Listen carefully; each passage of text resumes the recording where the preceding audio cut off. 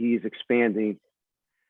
Trent Pettus last night with Rick Williams on Action News, internet sensation. I'm sure that video has gone viral at this point. But we're not here to talk about Action News. We're here to talk about Action Trent Pettus. That's your new nickname, Action Trent Pettus. All right. We're going to do agreement of sale. So good morning, Trent. Good morning. Good morning, Matt. Good morning, everyone. Good morning.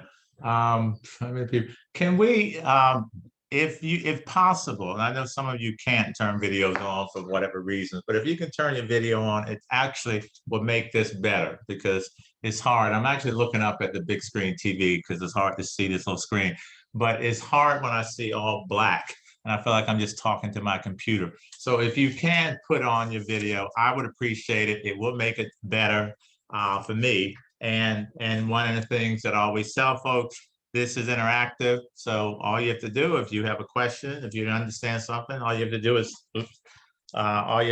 is, stop. I must be getting fat. Come on, buttons are popping. All you have to do is ask the question. And so we want you to walk away with knowledge and more understanding.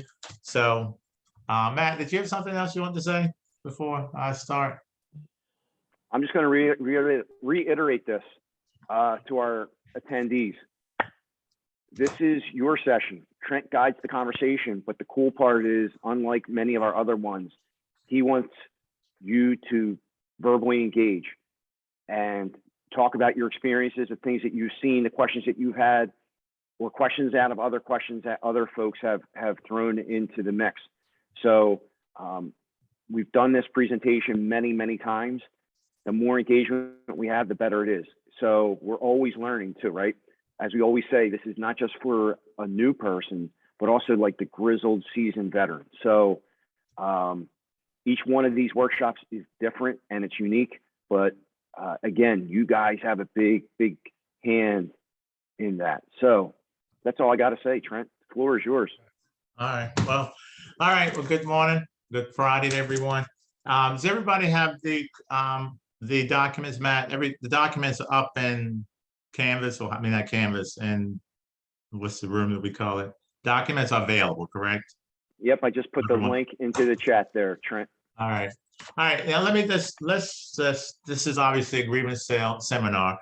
And one of the things, before we start, one of the things I tell agents, so when I started 20 some years ago as an agent, and one of the things I used to do before I even start really selling a lot of real estate was I would just read these documents. I would take a day. I would be in the office and I would say, you know what, today I'll read 2 pages, tomorrow I read 2 pages, because I wanted to understand what was in these documents. And I can say to you, I didn't become a top producing agent because I didn't know what I was doing. I mean, there are other things obviously that go into the mix. You know that when you sell real estate.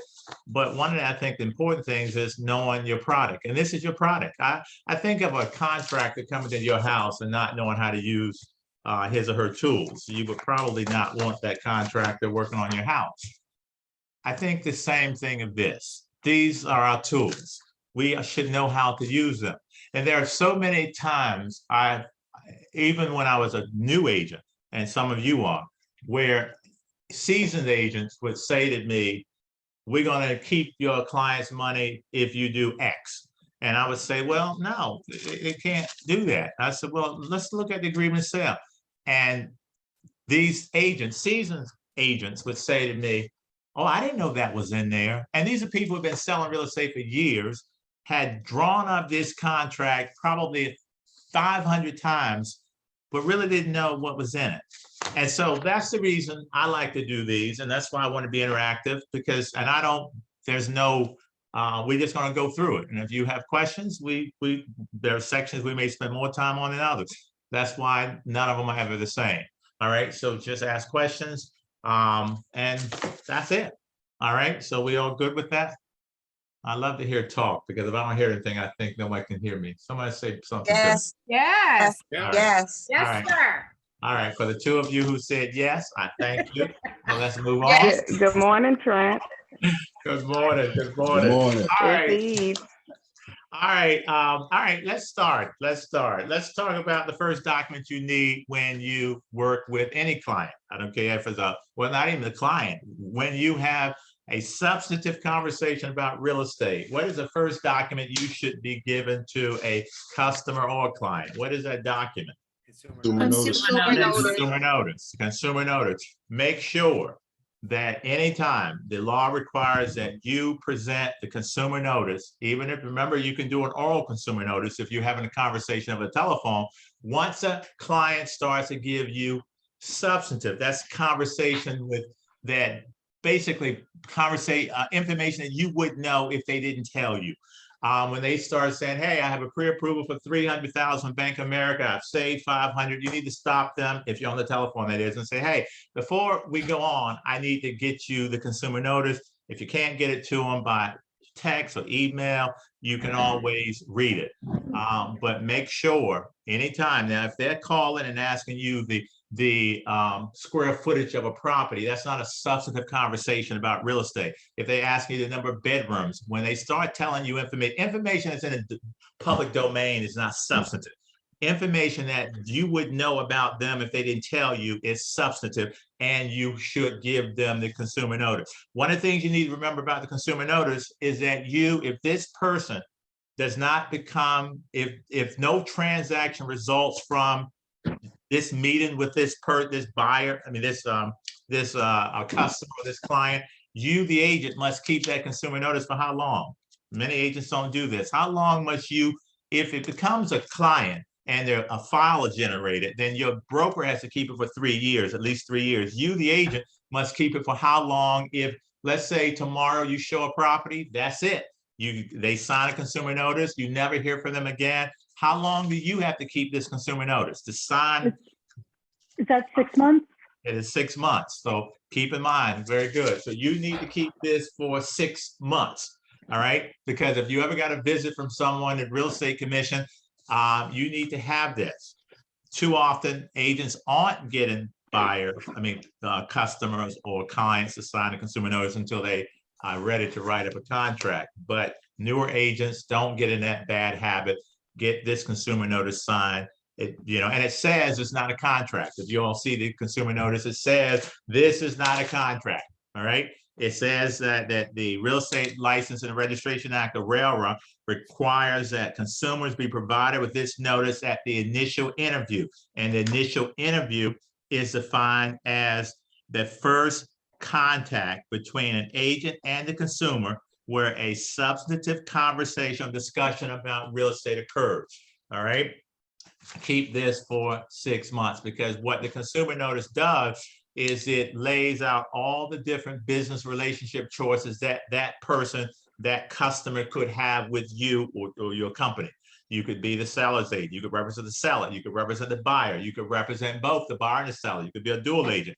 You need to let them know if you're a designated agent. And if you don't know if you're a designated agent, you have to check with your broker, and your broker would tell you if that office practices designated agency. You could be a transaction agent or licensee, which basically is just an agent who's doing paperwork, not giving any advice, no counsel, nothing. They're simply doing the paperwork. Someone says to you, hey, I'm going to sell a lot in Brewerytown to my brother for $50,000, and we want to close next month, and he's going to put down $5,000. And you're simply doing the paperwork, making sure that all the documents that are required in this state that are given to this buyer or given or signed by the parties are done. You make sure that consumer notice is presented to the buyer. You make sure, in this case, you would need a seller's disclosure because it's land, vacant land. But if it was a residence, you would make sure the seller completes the seller's disclosure. So even if you're a transaction licensee, your job is to make sure all the paperwork is presented to that client. Any questions about that? Any comments? All right, if not, let's go into the consumer notice. Let's talk about the agreement of sale. Let's talk about the agreement of sale. And I want you to be looking at this because I want to go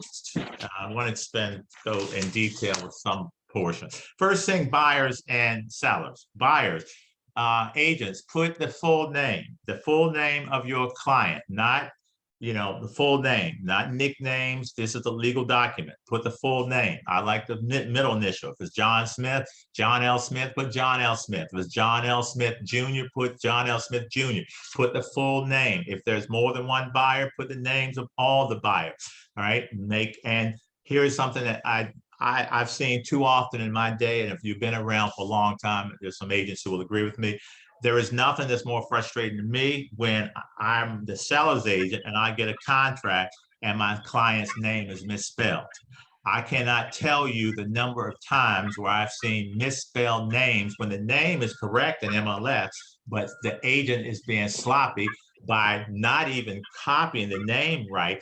And I have had sellers refuse contracts because their name was misspelled. Don't misspell people's names, okay? Please make sure the name is misspelled. You would think, and I'm thinking newer agents now, you would think, boy, people don't do that. They do it often.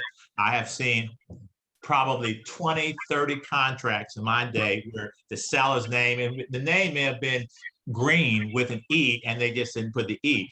Just sloppy stuff. Makes a difference. It makes a difference when you're sitting at that table and you have multiple contracts and everything else is equal. This one misspelled the seller's name, you're just going to be off the table.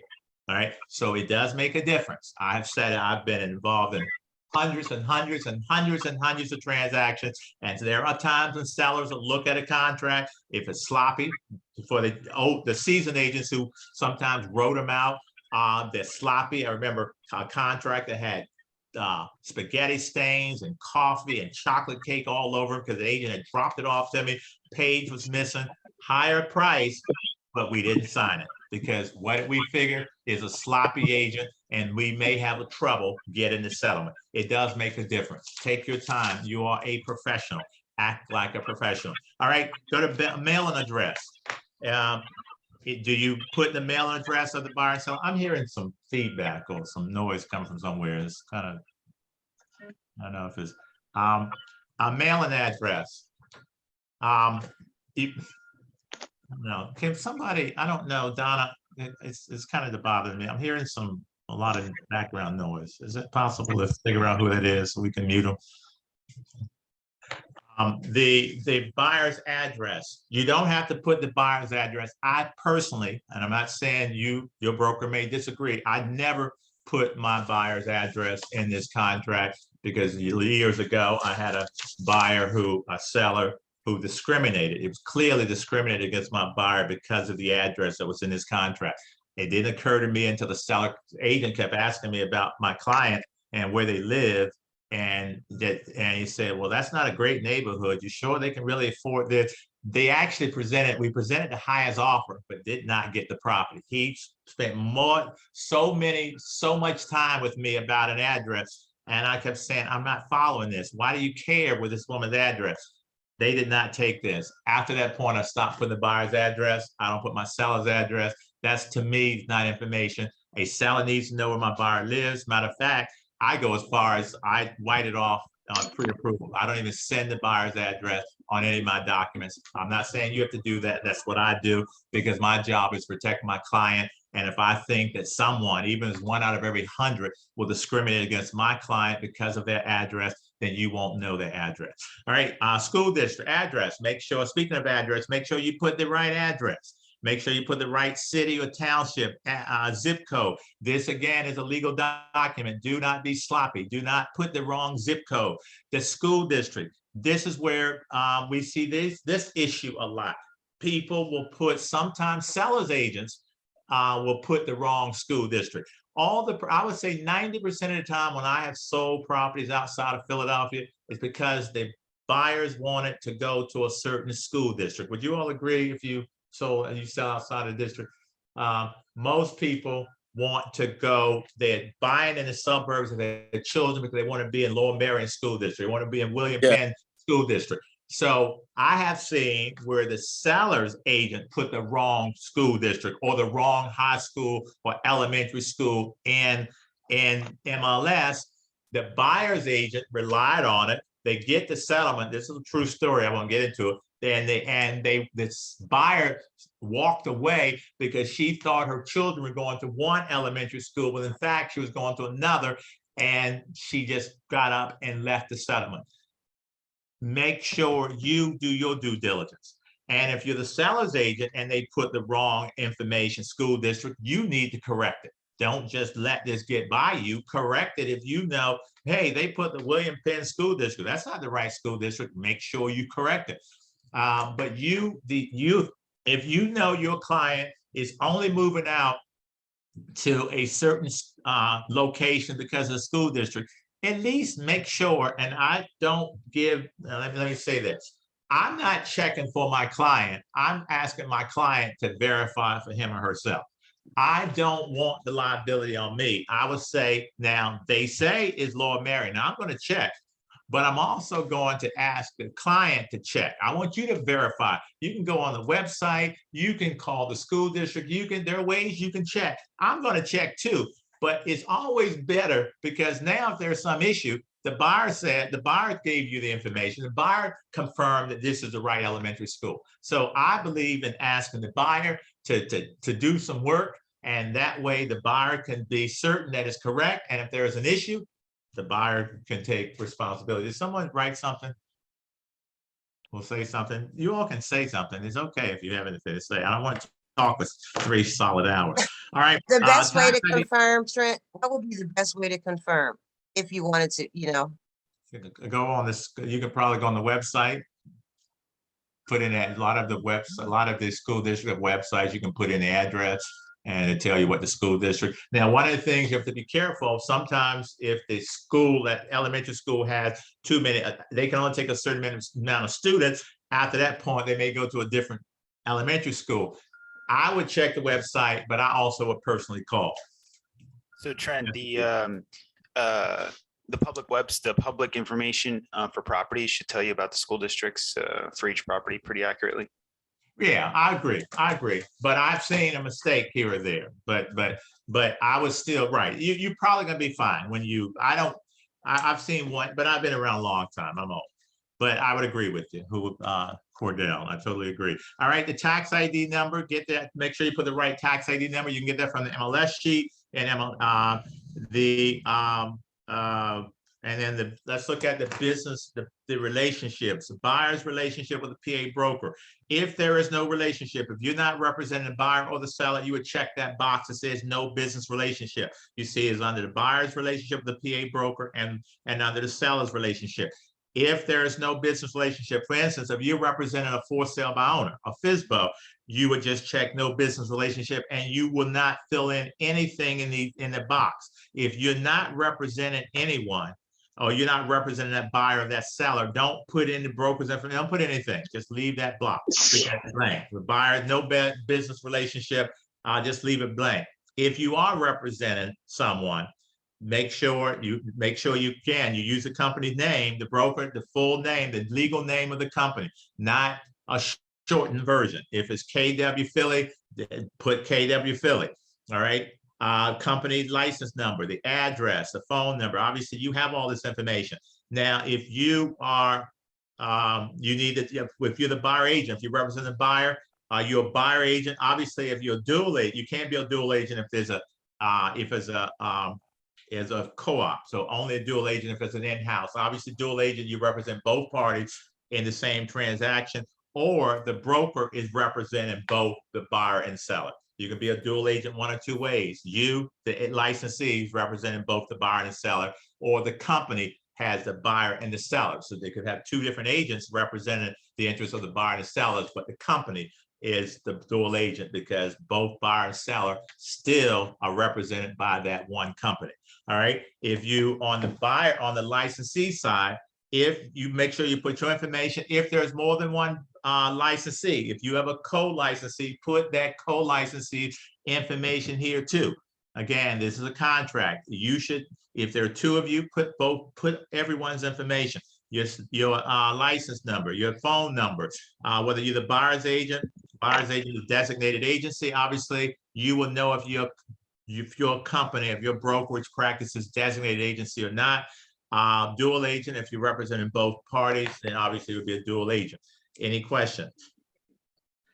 If not, let's go on to page 2. Disagreement. The date of this agreement should be the date that the buyer signs his contract. Buyer is usually the first person to sign. It should be the date that the buyer, don't predate, don't post-date this, because dates are so important in this contract. If you're going to meet with the buyer tomorrow, I don't know, what's today's date, by the way? 'Cause I need that date. What's today's date? 9 what? 23rd. 23rd. 23rd. If you're going to meet with the buyer tomorrow, the 24th, and you're doing the contract today, which I would say is a smart thing to do, don't date it for the 23rd, date it for the 24th, because you want it to now, and this is the reason. If you're going to meet with them the 24th is going to be signed the 20th. It was dated the 24th, is signed the 24th by the buyer, is sent to the seller's agent on the 24th. We know these dates. So if you don't want to prepare the 23rd, the buyer signs the 25th, it's sent to it's just everything. Those dates will be, now we know the contract. Well, I don't get into that. So just date it the date that that buyer will sign the contract. All right. Purchase price.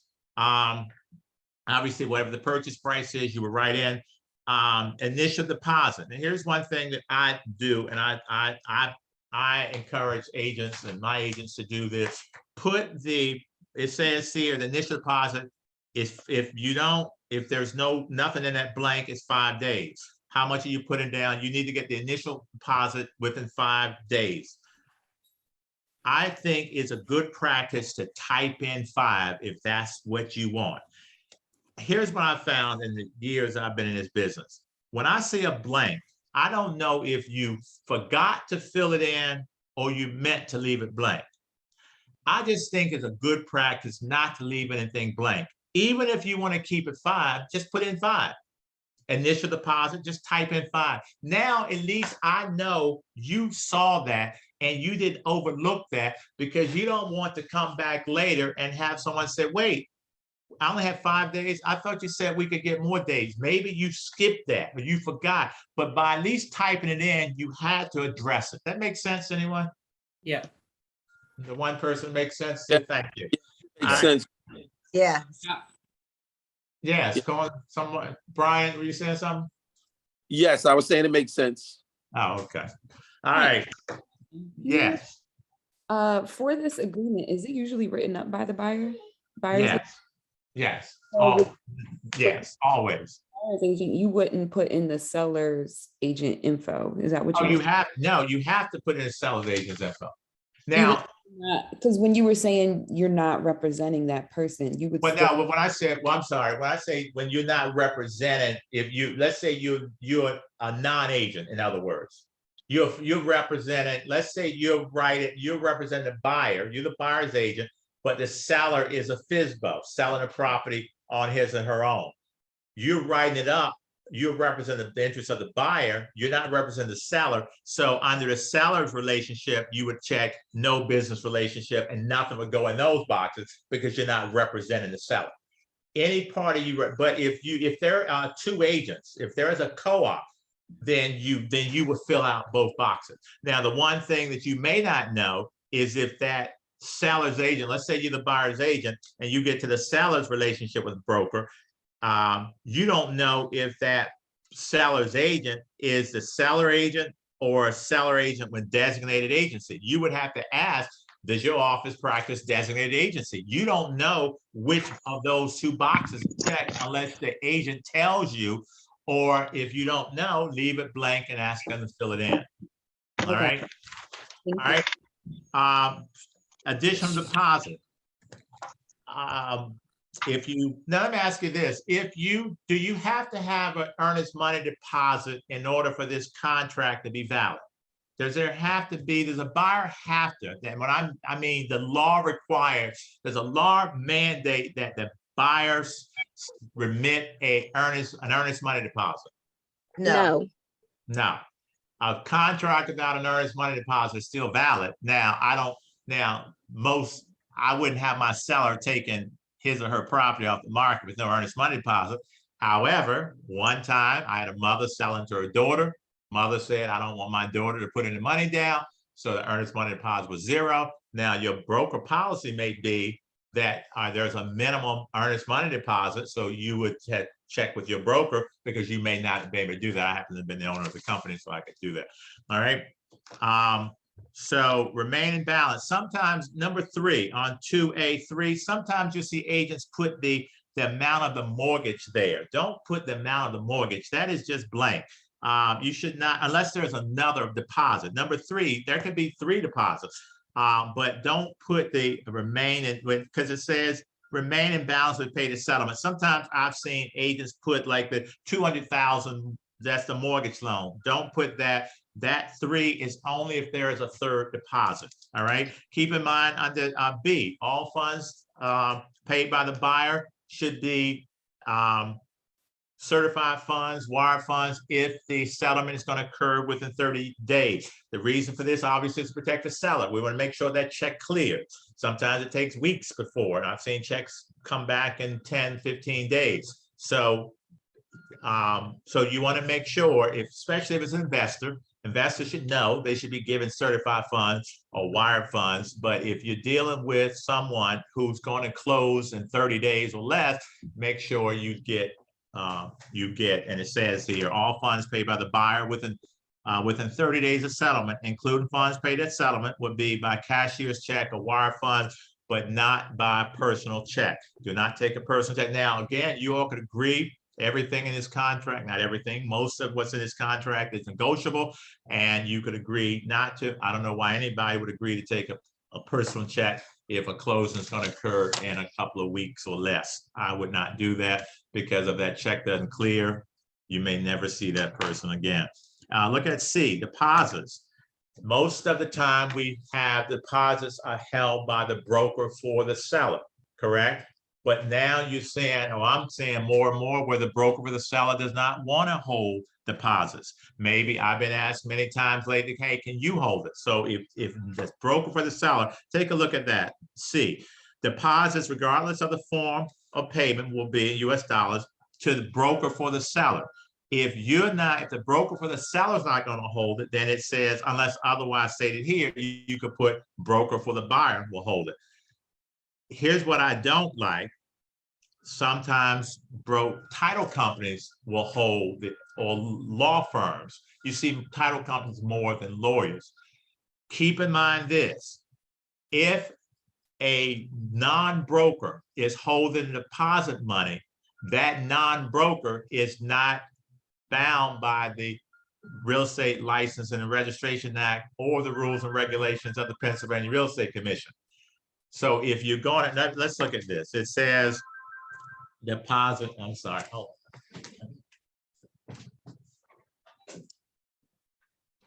All right. It says that where are we? C, look at C where it says only real estate brokers, look at line 18. Only real estate brokers are required to hold deposits in accordance with the rules and regulations of the State Real Estate Commission. Not lawyers, not title companies. And it's so you need to understand that if the title company is going to hold the escrow, you're going to get an escrow agreement. Make sure you understand what's in that escrow agreement, because it may say that if the seller doesn't do something in 10 days, then the title company will give the check back to the buyer. Brokers are mandated by law. They are told what they can and cannot do with that escrow money. Once there's a dispute, anytime there's a dispute with the who's entitled, surrounding who's entitled to the escrow, the broker is just now like they can only hold that money. They cannot. Well, you know what? While we're talking about it, I want you. Let's go. We'll come back. Go to chapter. It's like go to 26 for a minute. Look at 26, so you know. A broker cannot decide who gets the money. If there is any dispute as to who is entitled to that escrow money, even if the buyer is clearly in default, it's not the broker's decision. The broker doesn't get to decide who gets that money. Now, the escrow agreement may say something different. That's why I don't like title companies and lawyers holding it. I would rather the broker, because I know exactly what the broker, as a broker, I know exactly what they can and cannot do. I'm licensed in Florida. I'm a broker in Florida, and in Florida, first thing I did when I opened my office, people said, do not hold escrow. When I'm like, really? They say no broker wants to hold escrow. Title companies hold escrow 99.99%. So I end up shutting down my escrow account, and I've never held an escrow in Florida, and I don't know any brokers that do. All right, take a look at paragraph 26. We're going to come back to this later. Look at 26B. It says, regardless of the apparent entitlement to deposit money, Pennsylvania law does not allow a broker holding deposit money to determine who is entitled to deposit money when settlement does occur. Broker can release the deposit money. There's four scenarios. The first one says, there's the first one basically if there's no dispute. If there's no dispute, and how do you know there's no dispute? Well, maybe the buyer and seller sign a release of the mortgage. But if there's no dispute, number one, if the agreement is terminated prior to settlement and there is no dispute over the entitlement, a written agreement, that would be that release of agreement of sale signed by both parties as evidence as there's no receipt. I mean, what's the word I'm saying? No dispute. So if there's no dispute, the broker can release the money, but the broker knows there's no dispute because the broker received a document signed by both the buyer and the seller saying, hey, there's no dispute here, return the escrow money to the seller. Number two, if the broker, let's say number two, there was a dispute, but it was resolved. Number two says, broker receives a written agreement that is signed by the buyer and the seller, directing the broker how to distribute some or all of the deposit monies. Number two, there was an actual dispute, but the buyer and the seller decided how to distribute the money. Maybe the buyer and seller said, okay, we'll split it. Or seller, you get 75%, I get 25%. But again, you're going to have a written agreement given to the broker saying, this is how we agree this money will be distributed. Well, then that broker can say, okay, 75 is going to the seller, 25 is going to the buyer as per this written agreement. Number three, if there was a dispute, but it was settled by a court. Look at number three. It says, according to the terms of a final court of law. That means final with no further appeals. You cannot. So now we have a final court, final order of the court. And so now court says to the broker, this deposit should be returned to the buyer. Well, now that broker has to return that money, that deposit to the buyer. And the last one, which we'll get in, we come back to this chapter, according to the terms of a prior written agreement. Well, that means there was a dispute. I mean, there was no dispute yet, but in the event that there's going to be a dispute, this is how the buyer and the seller will resolve it. That's basically what 4 says. And if you look at C, that is what we will call a prior written agreement, where the buyer and the seller are saying, and we're going to come back to that, hey, in the event that there's a dispute, this is how we will resolve it. All right, but we're going to come back to that. Anything, somebody still ask me something. I must be, am I that good? But you all, it's so clear that y'all got no questions. What document is typically used when you do have a dispute? I guess, let me see, let me get back to it. I believe it was Terminate the release. right, I guess. Okay, and I guess when they decide, when they decide exactly what percentage each person gets, what that is the release of agreement of sale and distribution of deposit monies. That's the form you're talking about. It's called the release of agreement of sale release and distribution of deposit monies. That's what you want to use, because you're saying, okay, we agree that this is buyer and seller both signing it, saying we agree that this is how, broker, you should distribute this money. And that would be, again, the agreement of sale release and distribution of deposit monies. All right, let's go back to page 2 if no other questions. Let's go back up to paragraph 3, seller assist. Seller assist. Here's one of the things I don't want agents to make this mistake, and I've seen it too many times. Look at that last sentence there. Seller is only first of all, seller assist. We know seller assist is monies that the seller can give to the buyer to help that buyer pay his or her closing costs. There is a maximum seller assist that's allowed. If it's a FHA loan, what is the maximum that a buyer can get from the seller? What's the maximum? 6%. 6%. So if you know this, you're dealing with an FHA loan, you don't have to worry about whether it is 6% or 5% or 4%. You already know it is 6%.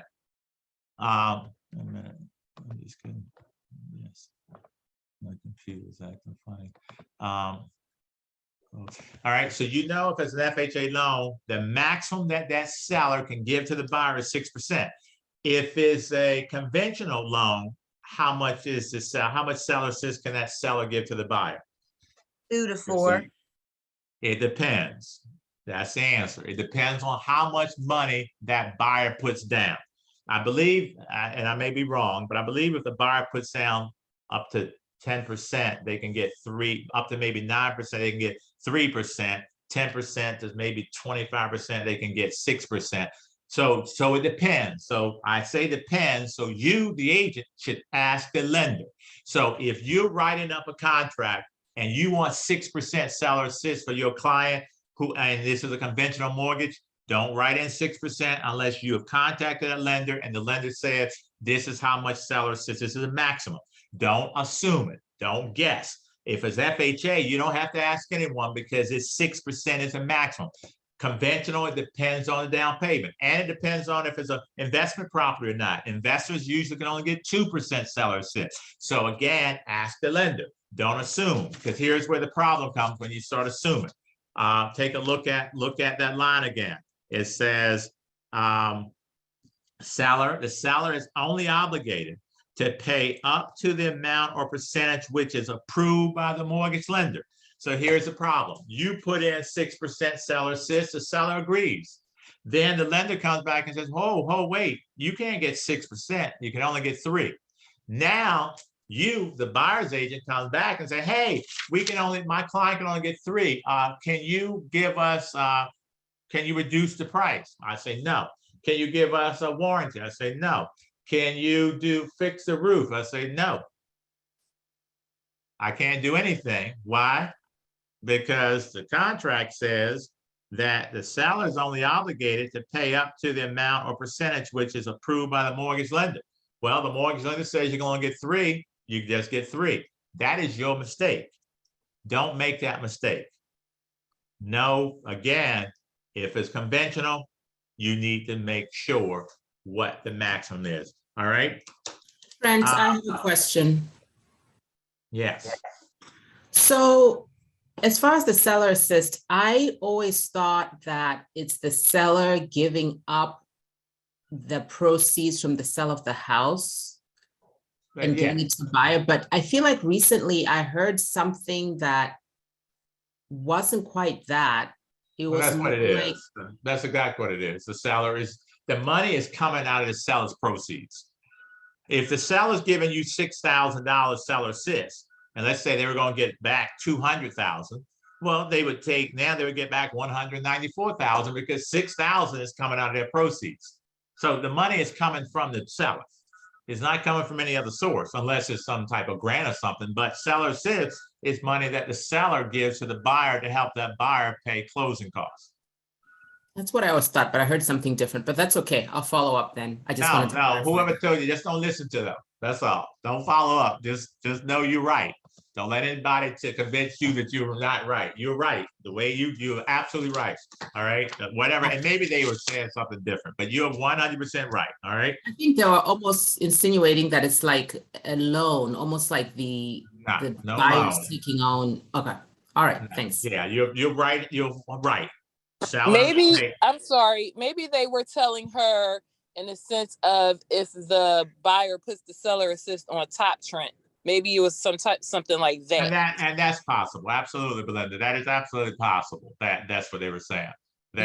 Sometimes that happens. That may be. And sometimes in the business, a seller, and Belinda makes a point, let's say you need 10,000 seller assist. The house is listed at 200. Seller says, listen, I want 200,000. You say, I need 10,000 seller assist. Seller says, okay, you want seller assist? We'll be happy to give it to you, but change the offer to 210,000 and we'll give you back 10,000 seller assist. So if maybe that is what you're talking about, but this way the seller is really not giving up any seller assist. They just increase the purchase price. The problem here is that that property still has to appraise. Sometimes you'll find that it may not appraise. As long as you think it will appraise, that will work, especially if your buyer needs that money in order to close. And we know first-time home buyers typically need some seller sits. One of the things I tell my clients when I used to sell, I mean, I've been selling for 20 years. So we used to have like a property under 100. I would tell a seller, listen, you're gonna have to give 6%. Let's just factor it in right now. Let's not even talk about it. Any offer you get for a price, a house is 100,000 now is probably, I would even go as far as saying 150,000. You'd have to give 6% because that buyer in all likelihood will not have enough money to buy your property if he or she doesn't get seller assist. So let's just factor it in right now. And let's not to say we have to do it, but I get the seller thinking that it's probably going, the contract's probably going to be full price with 6%.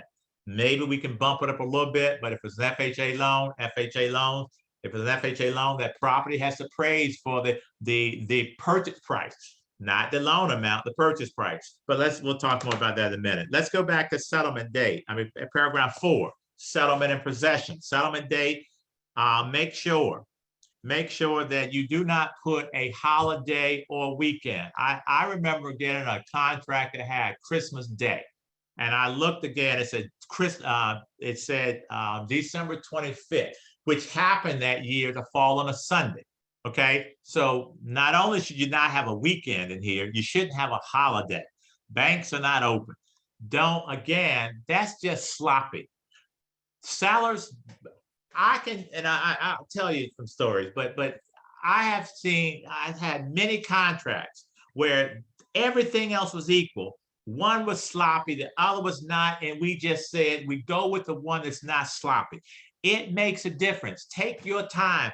Present the seller something that you would be proud of, that would make the seller want to sell this property to your client. I just had a property that I rehabbed that we got, and we got an offer on it. And the buyers, a young couple, had written the most beautiful letter. I used to always tell my clients to do it. Now, just be mindful.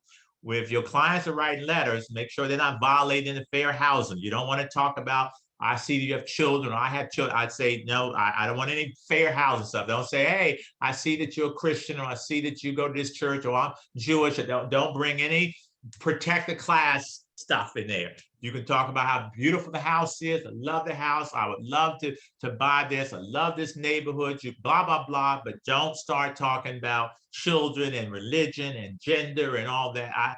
I say, let me read the letter. And then I say, no, take this out. But letters to me, that letter made a difference to me. And I can tell you, I wanted to counter, but I loved the letter was so beautiful. I said, I'll take it. Okay, letters. I used to always have my clients write letters, and letters are still effective. Let's go. So that's why sometimes we lose the stuff that we know work, just like signs still work. All right. Look at, so paragraph, so settlement date, please make sure you look at a calendar when you put that date in. Settlement has to occur in the county where the property is located. If the property, look at it, says a settlement. 4B, settlement will occur in the county where the property is located or in an adjacent county. So if you're the buyer choosing where the settlement would be, if the property is in Philadelphia, it has to be a county that touches Philadelphia. Montgomery County, Bucks County, Delaware County. Cannot be, what can be Harrisburg or Pittsburgh, if you all agree. It can be anywhere you agree, but it can't be in Cherry Hill because Cherry Hill is not a county that touches Philadelphia County. So make sure the settlement is in Philadelphia County if that's the property is located in Philadelphia, and it's a county that's either in Philadelphia County or county that touches during normal business hours. And look at 4F, payment of transfer taxes. Transfer taxes will be divided equally between the buyer and the seller. Transfer taxes in the city of Philadelphia is 4.278%. It is not the highest in the state. Anybody know where the highest in the state is? Anybody know who has a higher transfer tax in Philadelphia? Delaware County? No, Delaware County is lower than. Philadelphia was the highest. Nope. Pittsburgh is the highest. Pittsburgh and Reading are both 5%. And then Scranton is the same as Philadelphia. Scranton is 4.3%.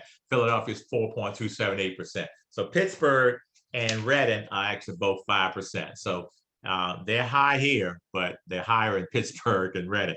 So the transfer taxes in Philadelphia counties, 4.278%. If they split, it would be 2.14%, 2.14%. Buyer pays 2.14%, the seller pays. That is going to be your biggest expense if you are representing a buyer. The biggest expense will be the transfer tax. All right. Now you can negotiate that, but make sure right now the default position is that the payment of transfer taxes it will be split equally between the buyer and the seller unless you state otherwise. Possession, G. Another thing that I see a lot of agents do that you don't have to do when there's a vacant, especially when it's a investment properties. I'll get an investment property. I'll get a contract that says on addendum that says the seller must remove all personal items from the premises. Well, you don't have to put that. It's already here. Take a look at G. Possession, 4G. Possession is to be delivered by deed, existing keys, and physical possession to a vacant property free of debris with all structures broom clean. So you don't have to say to a seller, you need to move all your personal items out. It says you have to deliver to me a property that is free and clear of all personal property. Personal will be anything that is movable. Anything that's attached to this house is real estate. But if it's a couch, you can't leave your dirty couch in that basement. What I would do, and I advise agents to go in, you all have cameras on your phones, take pictures, send it to that seller's agent while you do your pre-settlement walkthrough, and you negotiate a price of what that seller is going to pay your client to remove this sofa.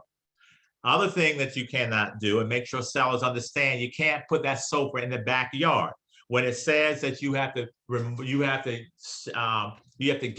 deliver the property free and clear of all debris, they're talking about debris on the property. So you can't take the junk from the basement and throw it in the backyard. No, the backyard should be clear too. So if you go into the house and everything's fine, but the backyard has lots of junk, again, you should negotiate with that seller before your client puts his or her signature on any paperwork. Is that understood? Or any questions, comments? How are we doing so far? Are we learning anything? Yes, No? we are. Yes, we are. Yes, we are. Yes, we are. So 2 people learning. So the rest of you, there's other 70 of you. Are you all sleeping? I'm here. I'm here. All right. We I'm all- only talking to the 2 people who said they learned something. What? Someone just say something? Me, Brian, we all here.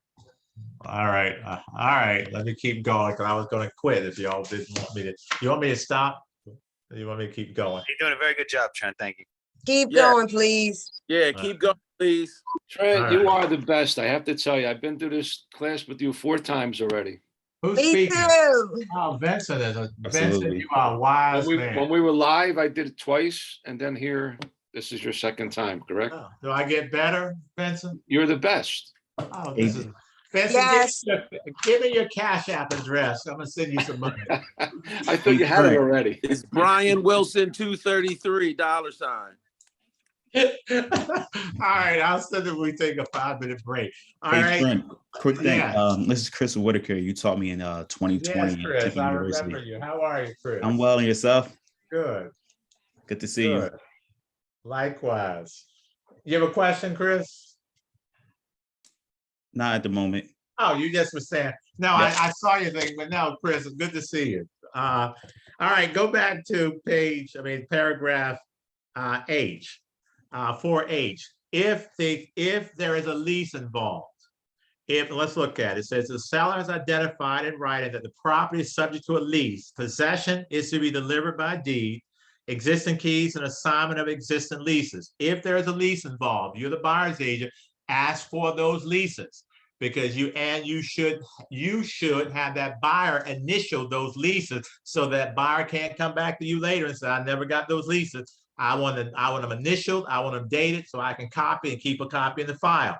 That you want buyer to have proof that that buyer has received those leases. Now, let me see what else I wanted to say. I want to say something. Question. Can I ask a question? Yeah, yes. So if it's 3 units or less, you use the residential agreement, and if it's a commercial component or 4 units or more, you use the commercial one? It's actually commercial's 5 units or more. I mean, more than 4. Residential's 1 to 4 units. Anything above 4 units would be commercial. Okay, just want to justify. Thank you. But you can use, now you use the tenant occupied addendum. Do I have Yeah. one here? I have that. The Yes. tenant is called the tenant occupied property addendum. I don't know if it says this, anything about the number of units. I don't know if it matters. I don't see it. I don't remember saying whether the number of units. I think you can use this whether it's residential or commercial. I don't know why you couldn't. If it's 5 units, you could probably still use it. But now when there's a tenant involved, let me finish reading that. It says, if the seller is identified in writing, the property is subject to a lease, possession is to be delivered by deed, existing keys, and all those leases need to be assigned together with, of course, security parties and interest. Seller, this is something you, the agent, need to know. And especially if you're the seller's agent. Seller will not enter into any new leases nor extend existing leases for the property without the written consent of the buyer.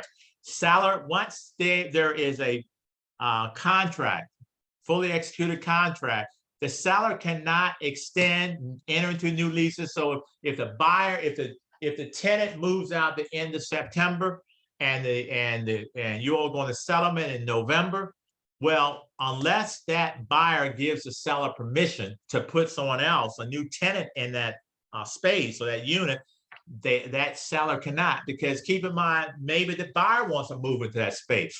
Maybe the buyer wants to raise the rent. So you don't want the seller extending a lease for a year for $1,200 when the market rents in that area are now $1,600. So you definitely want to, if you're the seller's agent, you say, hey, you cannot extend these leases. You should let them know you cannot modify these. You can't do anything once there is a fully executed contract without that buyer's permission. All right. If there are no leases, you also want rent rolls, by the way. And I find that many landlords just lie about these, but you know, I get these. All my tenants pay on time every month. They're never late. I say that sounds like a fantasy. You have 5 tenants and nobody pays late. Everybody's on time. You already know that's not true. You want rent rolls. You also, if there is an oral contract, if the buyer contacts a vendor, assume the lease, and the vendor runs a credit check. You have to ask me. I can't read the rest of that. Alona, you can ask that question in a minute. What was I saying? Anybody remember what I was saying? I just Rent rolls.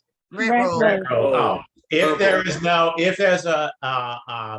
agreement, let's say you don't have, the seller says, I don't have any written leases, then you get them to memorialize those leases in writing. You could then just say, okay, you have a tenant, is a month to month, and give us something in writing with that tenant's name, that is month to month. Here's the amount of the rent, here's the amount of security deposit, blah, blah, blah. They pay water, they pay electric, blah, blah, blah. I pay gas, blah, blah, blah. So at least you have something, because you don't want to go in blindly, because now you buy the property, your client buys the property, landlord, the new tenant says, I paid my landlord rent of, security deposit $4,000. Well, I'm not responsible for the utilities, maybe telling the truth. Then I personally want the tenant to sign off on this. All right, most people don't think about that. I want the tenant to tell me what that landlord just said to me is true. I want the tenant's signature. So now I know that what that landlord just said to me is correct. I'm probably going to spend too much time with it. Let's go to paragraph 5. Paragraph 5. Time is of the essence. What does that mean? Time is of the essence mean that you must adhere to all the dates in this contract. Otherwise, you may be in default. All right. You have to adhere to all these dates. You cannot arbitrarily change a date. If you decide that September 30th doesn't work as a closing date, and you need it to be the October 1st, well, only way you can change that is both parties, the buyer and seller, agree. You can't arbitrarily change anything. That's why you need to make sure when you put these dates in, they work for your client. Don't just be so fast to write up a contract, and irrespective of these dates, make sure these dates have a calendar in front of you, and make sure these dates make sense for your buyer. All right. So the settlement, B says the settlement and all dates and times identified for the performance of any obligations of this agreement are of the essence are binding. For purposes C, for purposes now, execution date. That's why I say the execution date is the date that the last party signs the contract. And for purposes of counting for the contingencies, when you start counting, you never count the execution date. You start counting the day after the execution date. In other words, today you tell me is the 23rd. Today is the 23rd. You cannot, if you sign on the 23rd, can you hold 1 second? There's someone knocking my door. I'm sorry, it's one of my agents. I guess you have to give me 1 second.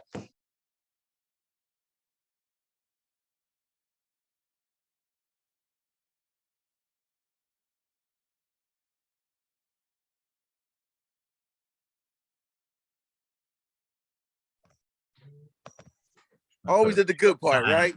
Always at the good part. Yeah, I put a big old sign that said, "Do not disturb." Can you not read? Where on the door it says, "Do not disturb," but don't come in here. All right, sell real estate. That's what we want to sell real estate. All right, what was so that time?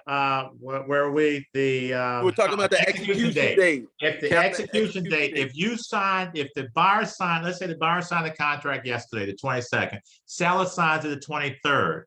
The execution date is the date that the last party signed, which would be the 23rd.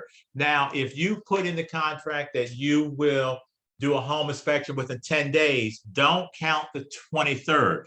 You will start counting the 24th. So if you have 10 days to do a home inspection and the execution date is today, the 23rd, don't count the 23rd. You would say the 24th, 25th, 26th. And so, all right, so the execution date, and so anytime you see execution date, we're talking the day after the last party signed. That's why dates are important. That's why at any time you make any changes to this contract, make sure it's initialed and dated, because you could change the execution date. So make sure that anytime you make a change, it is not only initialed by the parties, but it's also dated.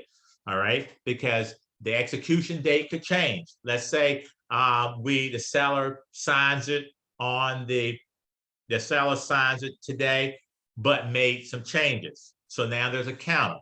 Now the buyer changes it. The buyer says, okay, I'm okay with the changes. They sign it on the 24th. Seller gets it back and signs it the 25th. Well, the 25th is your new execution date. So when we start looking at whether or not you comply with these dates contained in the contingency period, these contingency periods, then you need to make sure that you know the correct execution date. That's why, well, that's just make sure anytime there are any changes, those changes are both not only initial by the parties, but they are dated. All right, so it says here, for purposes of this agreement sale, paragraph 5C, second paragraph, for purposes of this agreement, the number of days will be counted from the execution date, excluding the date this agreement was executed. So if it was executed today, we don't count the 23rd, we exclude the 23rd, we start counting the 24th, and including the last day of the time period. And again, holidays, weekends are included. Or don't skip over a holiday. We count, if you executed this on July 3rd, you start counting July 4th. That would be the first day. You don't skip over July 4th because of the holiday. You count all days. That's why you want to make sure you have a calendar and all these dates make sense and work for you. Any questions? Any comments? All right, if not, paragraph 6, look at paragraph 6, zoning. All right, do you only have to put the zoning classification if the property is zoned primarily as a single family residence? Only if it's zoned as a single family residence. All right, zoning. It says failure of this agreement to contain the zoning classification except in cases where the property is zoned solely or primarily to permit single-family dwellings will render this agreement voidable at the buyer's option. So if you don't put in the zoning classification, if it's anything other than residential, then the buyer can void this contract. Now, here's what I would say to anyone, especially newer agents.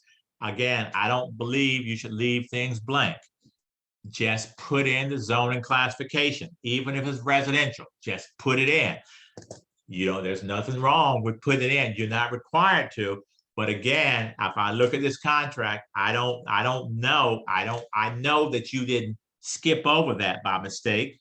And it's really zone commercial, but you skipped over it. So I'm assuming it must be zone residential, but you forgot to fill it in. Just fill it in, no matter what the zoning classification, fill that in. You see where it says the zoning classification, and you see where it comes from the local zoning ordinance. It's not what the seller tells you. Seller says, oh no, this is zoned as a multifamily. No, it's zoned as a single family. Don't go by what the seller says. Don't go by what you think it should be. It is zoned. You go by what the city of Philadelphia says it is. All right. So the zoning classification, and it should be coming from the local zoning ordinance. So wherever, if it's out in the county, wherever, whatever the county or wherever the municipality says the zoning, that's the zoning. Any questions? What if you are the listing agent, receive the agreement of sale, and you see that the zoning class is wrong? Then you correct it. Okay, you don't Absolutely. cross it out yourself. You just tell them it's wrong and they have to initial it. Well, no, yeah, I would probably correct it. I would cross it out and I would correct it, initial date it, and give it back. Because now remember, that's a counteroffer. Anytime you make any changes to the contract, there's a counteroffer. Or what I probably would do in that case, I would probably call them and say, I need you to change it. I prefer not to change it. But in zoning classification, I would probably say to the buyer, hey, by the way, buyer, this is not zone RS 5A, it's zone something totally different. You need to change the zoning classification because maybe your buyer doesn't want the property now because the buyer can't use the property as he or she intended, right? So zoning is important. Make sure you put that zone. That's why I don't leave it blank. Just write it in, whatever the zoning classification is. All right, any questions? Trent, I have a question. Hi, this is Antonella. I have a quick question. Yes. I've come across a couple multi-units that were RSA 5, but the certificate of occupants did say triplex or duplex. Is it okay for me to write in RSA 5, 2 units or 3 units, like actually write what the use is? That's exactly what I would do. What you just said is exactly how I would do it. Thank you. That's a smart way to do it because you're taking exactly what the zone and what the city is saying the zoning classification is. You're not making it up. You're saying this is what, and you can't go wrong there. And so absolutely, I would do that. I think that's a smart thing to do. Now, was there someone else? Someone else have a question? All right, go to paragraph 7, fixtures and personal property. Buyers are encouraged here. Just go through some of the things. Look at paragraph B. Included, obviously, personal property is anything that belongs to the seller or the tenant. Property is anything that is movable, anything that's not attached to that building or that house. Personal property would be anything that's attached to the property. Look at this second line. It says buyer and seller are encouraged to be specific when negotiating what items will be included or excluded in the sale. B says include in the sale, and this is a list of all the things you should look at. Existing items permanently installed in or on the property. You go down, look at radiator covers. Sometimes people decide to take the radiator covers. I don't know why. Light fixtures, don't go taking out light fixtures, including chandeliers and ceiling fans. Don't have your seller replace it, expensive chandelier for one they got at the dollar store, because whatever's there when we look at the house will be there when we come back for the pre-settlement walkthrough. All right, tell sellers don't do that. Don't take out the really nice refrigerator and go down to some place and get a cheap refrigerator. Don't substitute expensive good items for cheap ones. Whatever that buyer saw when that buyer came into that property and decided to buy this property should be there when they come back for the pre-settlement walkthrough. All right. So also it says pool, spas, hot tubs, garage door openers and transmitters. Here's one that I love: mounting brackets and hardware for television and sound equipment. You need to leave that stuff there. That don't just take it unless you all agree to take it. You can exclude that, but you need to leave it. If you've got that big screen TV there, it says that that hardware, not the TV, but that hardware is included. Wait a minute. Storage sheds. I've seen people take sheds. You can't do that. Fences, mailboxes. Even though the mailbox has John Smith on it, that's still, I mean, I don't think I want your mailbox with your name, but still, that is included in the sale. If you take it, I don't think anybody will have a problem, but you're supposed to leave it. I mean, obviously, you can exclude that and say, hey, I'm going to take the mailbox and I'm going to replace it because this mailbox has my name on it. Existing window screens, shades and blinds and awnings, of course, an oven. And it says, unless stated otherwise, the following items are included in the sale at no additional cost. In other words, you're not buying anything. Lenders don't like when you include in this contract personal property. I don't sell furniture. I sell real estate. I don't ever get into, if sellers say to me, well, let me just tell you what, years ago, it was, I was selling this house in Cheltenham, and the seller and the buyer met at the Whole Foods in Jenkintown. And I didn't know, but they had decided to buy the dining room table, which was an absolutely magnificent table. But when I went to list this property, I noticed that there was a scratch, a long scratch on the table. And I remember asking the seller what happened. She said her grandson did it. It was a really expensive table. This woman had beautiful furniture. And so I remember that. So they decided to buy this, but just the table and the chairs. So I come back during that day, and this buyer, and I go back, for some reason, I come by the house, and I said to the seller, why is this dining room furniture, this dining room table still here? She said, oh, I'm selling it to the buyer. I said, well, wait, what do you mean you're selling it to the buyer? And then she explained to me they had this side agreement. Well, I was not happy, and I told her, I always tell clients, don't do just what you did. So I come back and I leave. I get a call saying that from the buyer's agent saying, we're walking away. And I said, what are you talking about? Well, there's a big scratch on the dining room table, and the buyer wants a reduction. They were selling the dining room table at that time for like $600. The buyer wants either that, he doesn't want the table. They either don't want the table, or they want a reduction price. I said, I don't negotiate furniture.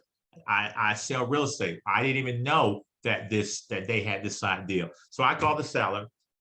Basically, I said to the seller, listen, you need to give this woman, this buyer, whatever you work it out. I don't care if you have to give it to her for free. You're going to have to do it, because you're the one who decided to not listen to me and go and have some side deal with a buyer for furniture. And clearly that scratch was there. The buyer didn't see it. That's the reason you don't want to be involved in selling furniture. My thing is, either you give that furniture away, or I tell the seller, you take it with it. I'm not even asking. I tell sellers, I'm not even going to ask the buyer if they want to buy. I tell them the answer is no. And I'm not even going to ask if the buyer's agent, if the seller wants to sell. I say, I sell real estate. I don't sell furniture. Make sense? No? Yes, I have yes. a question. Go ahead. Someone has a question? Go on. Yes, if a home has solar panels and it has like a vendor service where the equipment is owned by a solar panels service provider. Right. So the person buying the home needs to talk to the vendor. Exactly. To assume this lease service. Exactly. Take a look at 7C.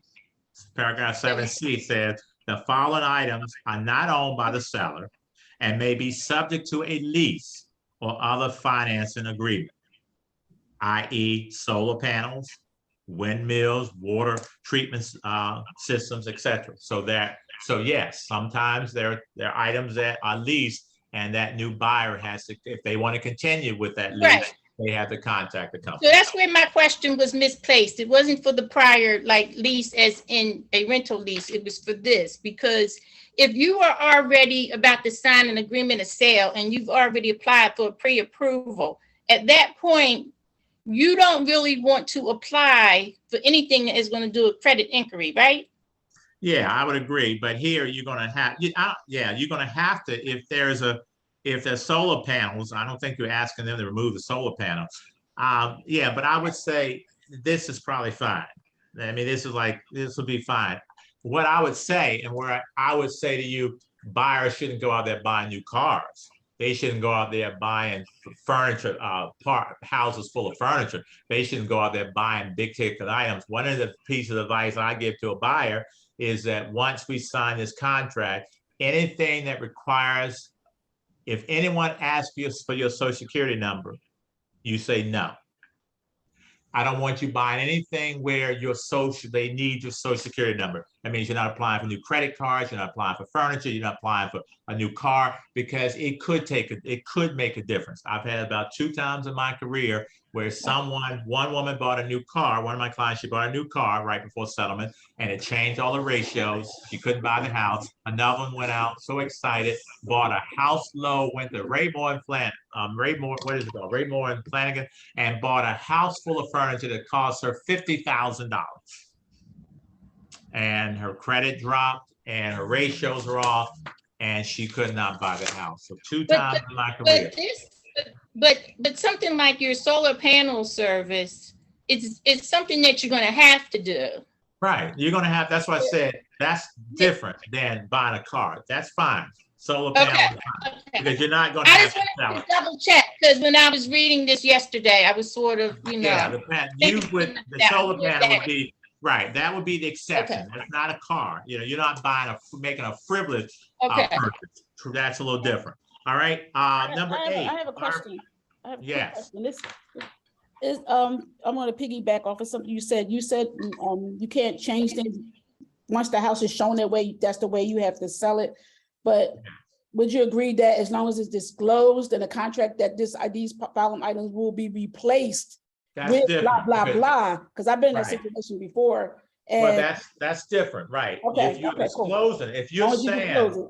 Yep. Right. If you're saying, for instance, this chandelier in the dining room will be removed or be replaced, that's different, because the buyer now knows in the MLS it says that dining room, the chandelier in the dining room is not going to be there when you come back. We're going to replace it. Here's what you want to do though.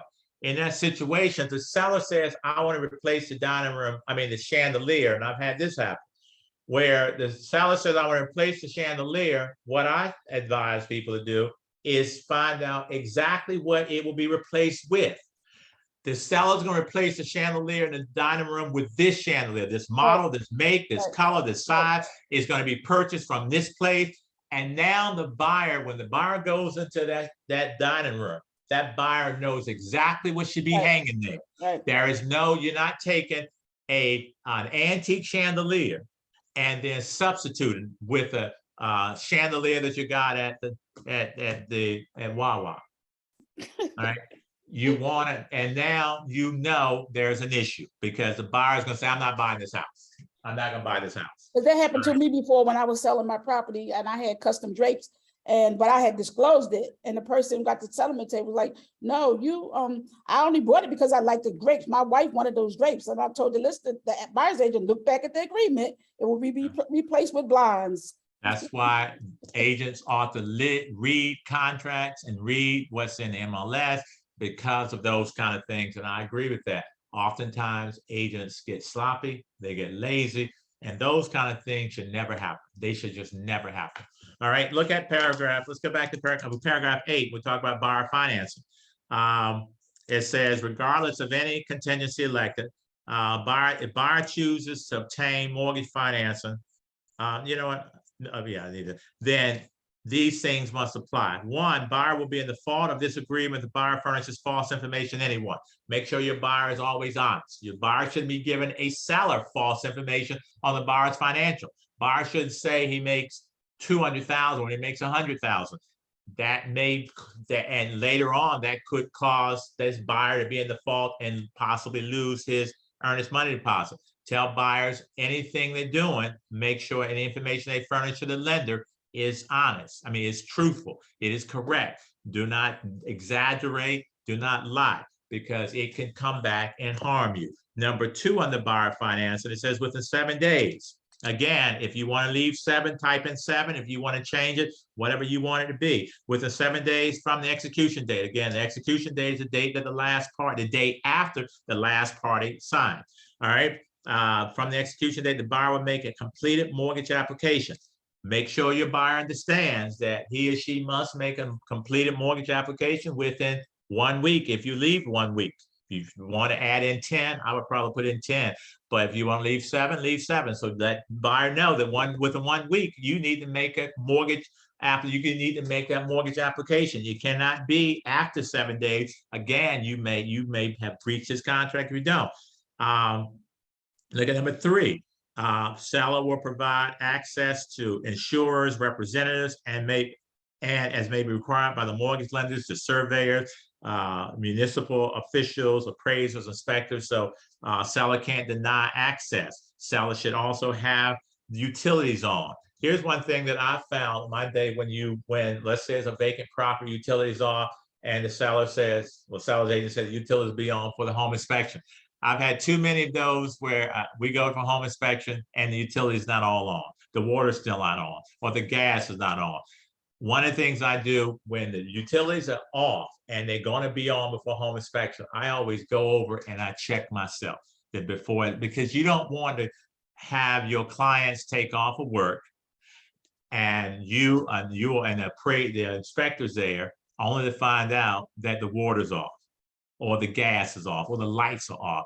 It makes sense for me just to drive over there. Even the agent saying, yeah, everything is on. I've had agents that they think everything's on. It should be on. So they just telling you, yes, it's on, but they don't know. So I generally will go over, because you may think, why do I have to do that? But when you go in there and find out the water's still off, now you have the opportunity to call the home inspector and say, hey, we need to postpone this. And you need to get an addendum from this seller saying, water's still off. We can't do a complete inspection with the water off. So we need to extend this home inspection. All right. So buyer financing. Let's go down to the box on the FHA VA box. If you represent a buyer or seller who's getting an FHA or VA loan, basically that box there says that the purchase price, the appraisal the property must appraise for the purchase price of that property. If it's FHA or VA, the property must appraise for the purchase price of the property. If it does not appraise for the purchase price, then what can the buyer do? What can the buyer do if you're buying a Terminate. house? They can terminate. They can walk away. Do they get Or the pay the extra money? Can they pay the extra money? Well, that's yes. But let me finish out this thought. The appraisal, a house is $300,000, appraisal is $290,000. Could the buyer can walk away? Does the buyer get his or her earnest money deposit back? Does the buyer get his or her earnest money? Yes. Absolutely, yes. Now, someone also said, what else can you do? Let's go to the same example. House is $300,000. It appraises $290,000. Seller says, I'm not. First thing you should do is go to the seller and say, hey, this is an FHA loan. House appraised for $290,000. We'd like you to reduce the purchase price from $300,000 to $290,000. That's the first thing I would ask. Seller says, nope, not going to do it. Don't want it. Walk away. Buyer still wants it. Buyer can pay that extra $10,000. So, all right. So if you look at that, basically that box is just saying that this property must appraise for the purchase price. So what in that box, you would just put the purchase price of the property. If it does not appraise for the purchase price, obviously the buyer can walk away. They can terminate this contract. All right. If you look at the top of page 4, where it said D. Hi, Trent. I'm sorry, Trent. Yes. Hi, I'm sorry to interrupt, but I had a question based off that. Isn't it slightly different if it's a conventional comes to the appraisal? I didn't hear that. Say that again. Is the process slightly different if it comes to a conventional loan with the appraisal? If the appraised value comes in lower than what we offer, but it's a conventional loan. Yes, this is only FHA or VA. This is not This does not pertain to conventional loans, only FHA. FHA and VA must appraise for the purchase price of higher, not a conventional loan. So only FHA and VA. Yes, this box only applies to FHA and VA. All right, if you look at D, it says, I saw a question about it. They said the buyer must make a specific, what was application to a specific lender? Is that, can somebody write that question down or read that to me? Or give me that question again? I'm wondering what that question was. But if not, look at D. Make sure you check that because you have to make sure that HUD requires that the lender or the agent provide the notice that for your protection, get a home inspection to the buyer before signing an agreement sale. Let me say that again. HUD rules require that lenders or the agent provide that notice for your protection, get a home inspection to the buyers before they sign an agreement of sale. All right, so you need to make sure that that buyer gets the for your protection, get a home inspection. You would check that if you provided it.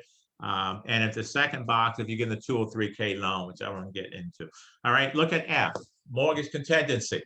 If you are waiving, you can either waive the mortgage contingency, which means what? What does it mean? And I want somebody to say this so I can tell them. What does it mean if you're waiving the mortgage contingency? That you're not getting financing, you're not getting a mortgage financing?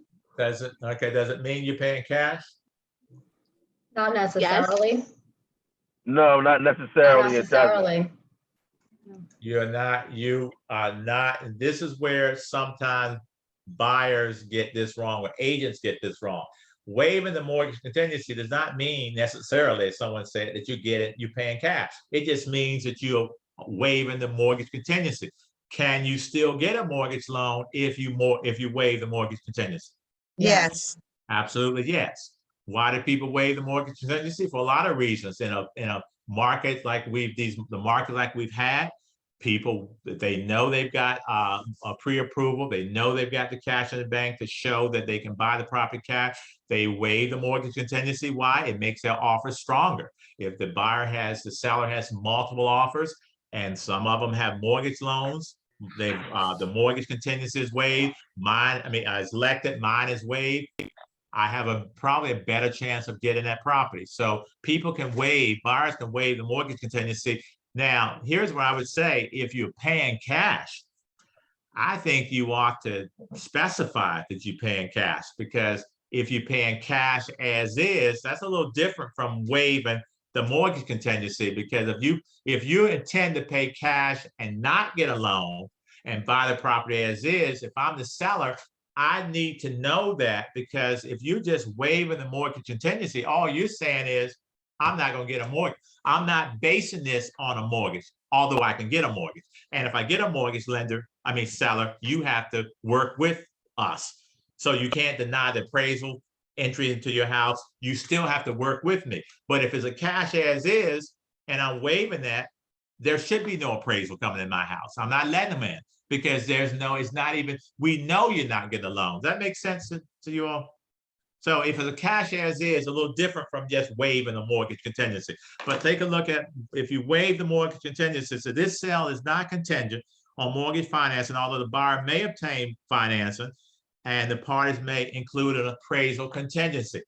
Why would you include an appraisal contingency? Well, if you're waiving the mortgage contingency, you're saying this deal is not contingent on or conditioned on whether I get a loan or not, but I want to make sure the appraisal is for a certain amount. I'm going to offer you $500,000, but I want to at least make sure the appraisal is for $475,000. So that in that case, you would just include an appraisal contingency. And if it doesn't appraise for that minimum amount, then you can back out. And remember, anytime you terminate the contract, you're able to get your earnest money deposit back. You're not breaching the contract, you're terminating the contract. All right. So, and if you elect the mortgage contingency, obviously the sale is contingent upon the buyer obtaining mortgage financing according to the terms that are outlined below. Now you see that next line, it says buyer will promptly deliver a copy of the documentation to the seller, but in any case, no later than blank. That is your mortgage commitment date. You need to have a mortgage commitment by a certain date make sure, give yourself at least 10 days before settlement. Because if there are conditions that need to be removed, or if there's some things that the buyer needs to do that's in that mortgage contingency, you need time to do them. 7 days, I think, is I would say 10, 12 days. But no less than 7. Don't do less than 7, because you're going to do this. You don't want to. I would say probably 10 is probably about a good 10 days before settlement. That you're saying, I'm going to deliver the mortgage commitment to the seller, because you need an opportunity as a buyer to fix or to deliver things that the lender may need in order to get a full commitment. Any questions? Yeah, I've got a question. Yes. Oh, so my question was this: if as a buyer's agent, you want to, let's say if as a buyer, you want to waive your mortgage contingency, even though you suspect that you'll be getting a mortgage and you're pretty confident that it's going to go through without issue. Right. And then for whatever reason, it doesn't go through. I'm assuming that the worst case scenario would be that you lose your deposit, as long as the box is checked saying that the seller is limited to only retaining that deposit, right? Correct. You still can't be compelled to buy. Right. If you waive the mortgage contingency and you don't get the loan, you lose and you walk away, you will lose your earnest money deposit, because you didn't continue. This contract is not contingent on a loan. So if you decide to get a loan, which you can, but you don't qualify, which you should know before, by the way, then you could lose your earnest money deposit. And you talk about 20, look at, since you've brought it up, 26G, and the 26G, look at paragraph 26G.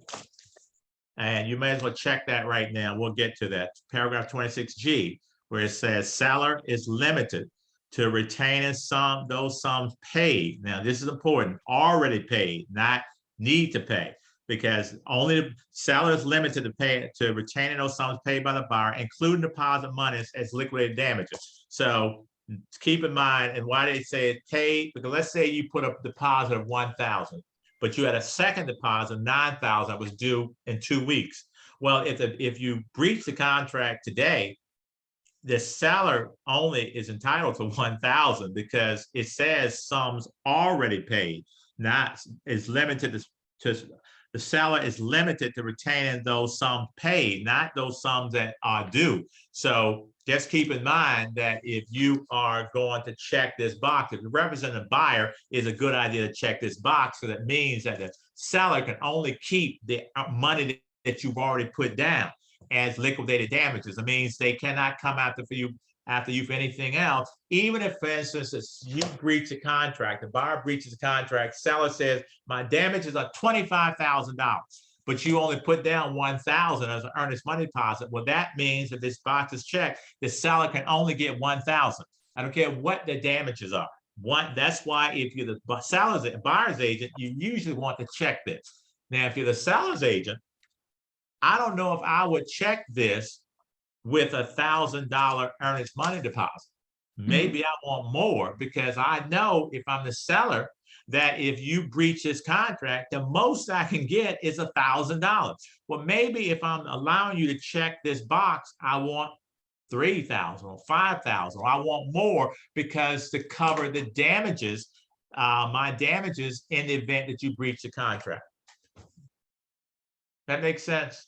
Yes, thank you so much. You're welcome. Any other questions? Hi, Trent. Where or how do you indicate that it's cash as is? You would have to do an addendum, or you could put it in but I think I think you should I would say talk to the broker, because I think you should word it a certain way, just not put in cash as is. And I don't want to give you language, but I would talk to my broker. If it's cash, if you want it to be cash, where there as is, where the buyer is definitely not applying for a mortgage, then I would write it in a way where it's clear that, because if I'm the seller's agent, now I know you cannot apply for a mortgage. And if you do, I don't have to, I'm not under the obligation to let anyone in my house because you have indicated here that this is a cash transaction and you're not going to get a mortgage loan. So there's no need for an appraisal to come in. And I'm not under an obligation to let anyone in. When you waive the mortgage contingency, the seller is obligated to work with the lender's representatives or appraisals if you choose to get a loan. I think that's the difference. So then I never advise to cross out anything. I would then check the waive box and cross out that language. This says I don't believe in cross. Yeah, that's something you have to talk with your broker. I'm not big on crossing stuff out in this contract, but okay, thank you. But I would talk, if you have, listen, I'm not a lawyer and I don't like to, and I don't think, unless you are, and not you, anybody, I don't think we should be really writing too much. These contracts are pretty complete and they cover most of what we need.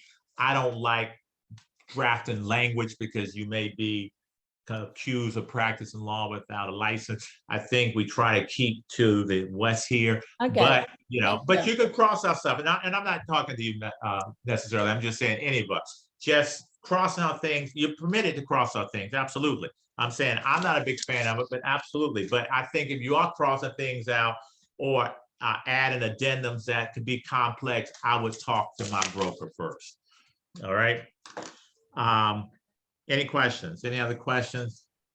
If not, let's go to look at if you elect to get a mortgage loan. Let's paragraph 145. The first mortgage, you put the loan amount, you put the minimum terms, 30 years, 15 years, 20 years, type of mortgage, conventional FHA.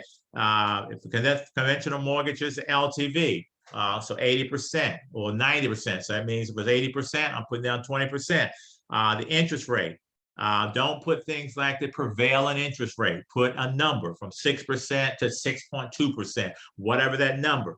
Put in two numbers. Interest rate, however, buyer agrees to accept the interest rate as may be committed by the mortgage loan not to exceed. So if a lender gives you, if you put between 6 and 6.25, for instance, and the lender offers you 5.75, you must take it. You can't, but if the lender says the lowest rate we can give you is 6.5, then you can, again, terminate this contract because the contract is conditioned or contingent upon you getting a mortgage with these terms. If you can't get them with these terms, then you can walk away. And again, anytime you terminate, you're entitled to your earnest money deposit back. All right. And that last line is there if there are points. You may say a point is equal to 1% of the loan amount. It's a $200,000 loan. The point at 1 point is 2,000. You may say, I'm only willing to pay 1 point or no more than 2 points. If you put 2 points and the lender comes back and says, you borrower must pay 3 points, you can say, I'm not willing to pay 3 points. I'm going to terminate this contract and I will be entitled to my earnest money deposit back. Any questions? Now, look at the next one. Now, if you don't get we have a mortgage commitment date up on line 144. If you don't get that mortgage commitment to that seller on or before that date, the seller can terminate this contract. Now, here's where years ago I had an agent who said to me, Trent, if we don't get the mortgage commitment by today, then the buyer has already told me, the seller has already said to me that we're going to terminate the contract and keep the earnest money deposit. Well, what's wrong with that? What's wrong with that? Agent says, if you don't You can't keep the deposit, Trent. You can't keep the deposit. You can't keep the deposit. You can terminate, but you cannot keep the deposit. This is where many agents still believe that if you cannot get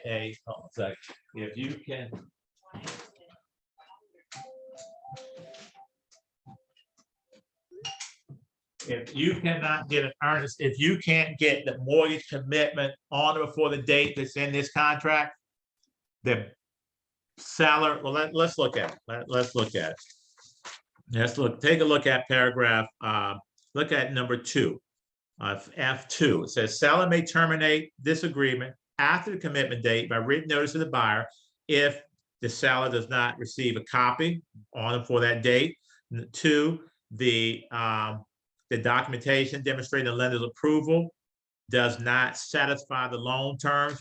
For instance, you put in there, you're going to conventional mortgage, but now the commitment says it's FHA. Well, maybe the seller says, I wouldn't have accepted this if I knew it was an FHA loan. So, so they can say, seller can say, I'm gonna terminate this because you did not, the terms that you mentioned, or you listed above, you're not complying with them. C, it says the documentation has, well, look at it. It says the documentation demonstrating the lender's conditional outright approval of the buyer's mortgage application contains any condition not specified in this agreement, like buyer must settle on another property. Well, you didn't know that this mortgage contingency was conditioned on the buyer selling his or her home first. And if I had known that, I would have sold it. So if that mortgage condition, that mortgage commitment has things of this sort, the seller can say, you know what, I'm terminating this. Now, and look at paragraph 3, it says, until the seller terminates this agreement, buyer must continue to make a good faith effort to obtain mortgage financing. Even though the seller has a right to terminate it because you didn't get the, let's say, for instance, the commitment was due yesterday and you didn't get it, but you have to keep on working. You can't stop, because then you may find that you may have breached the contract because now you're not working in good faith to get this loan, this mortgage, this commitment, continue to work. And most sellers are probably not going to terminate it because they want to close on the property. They don't want this to die. So you have to continue. Trent, yeah. I have a question. If the seller's mindset is to terminate and the buyer has to continuously work to get a mortgage commitment, part of the condition may be that the seller is required to sign some documentation. So if you've got a seller that's unwilling to cooperate and still participate in the process, it makes it that much more challenging for a lender to continue processing. For example, if one of the documents that they're needing the seller to sign is the FHA amendatory clause. Right, but what I would agree with you, but here's what I'm saying. If the seller, you don't know that the seller's going to terminate, right? You wouldn't know until the seller terminates. So what this is saying is your buyer needs to keep on acting, needs to keep working towards getting the mortgage commitment. And I would also add is that most sellers don't want to terminate unless they've got a higher offer or something else. I haven't found a lot of sellers who are just like, okay, show me how I can get out of this contract. I know buyers do that. But is it possible? Yeah. But remember, if my seller told me, let's terminate on Monday, then I can't tell you that what the seller's going to do because I owe my client confidentiality. So if I know that, you would never know that. And all you have to do is continue to work towards getting that commitment. That makes sense, Brian? Yes, it does. Yes, it makes sense. Trent, can I ask a question, please? Yes. Would it be, if you're representing a buyer and they don't get their commitment date and time, would you suggest getting an extension to that? Absolutely. Okay. Isabel, that's the next thing I was going to say. Always get the addendums signed. Don't ever just go by the word of your friend, the agent, because verbal contracts, we don't do verbal contracts in this state or in most states. Real estate, we do written contracts. We don't do oral contracts. So write it out. If you don't meet that date, draw up an addendum that says the seller and buyer agree that the commitment date will be extended to this date. Now the buyer has until this day to get this commitment. Everything should be in writing. Don't assume because you are negotiating with that agent in good faith that the seller's not going to turn around this afternoon and terminate this, because the seller could.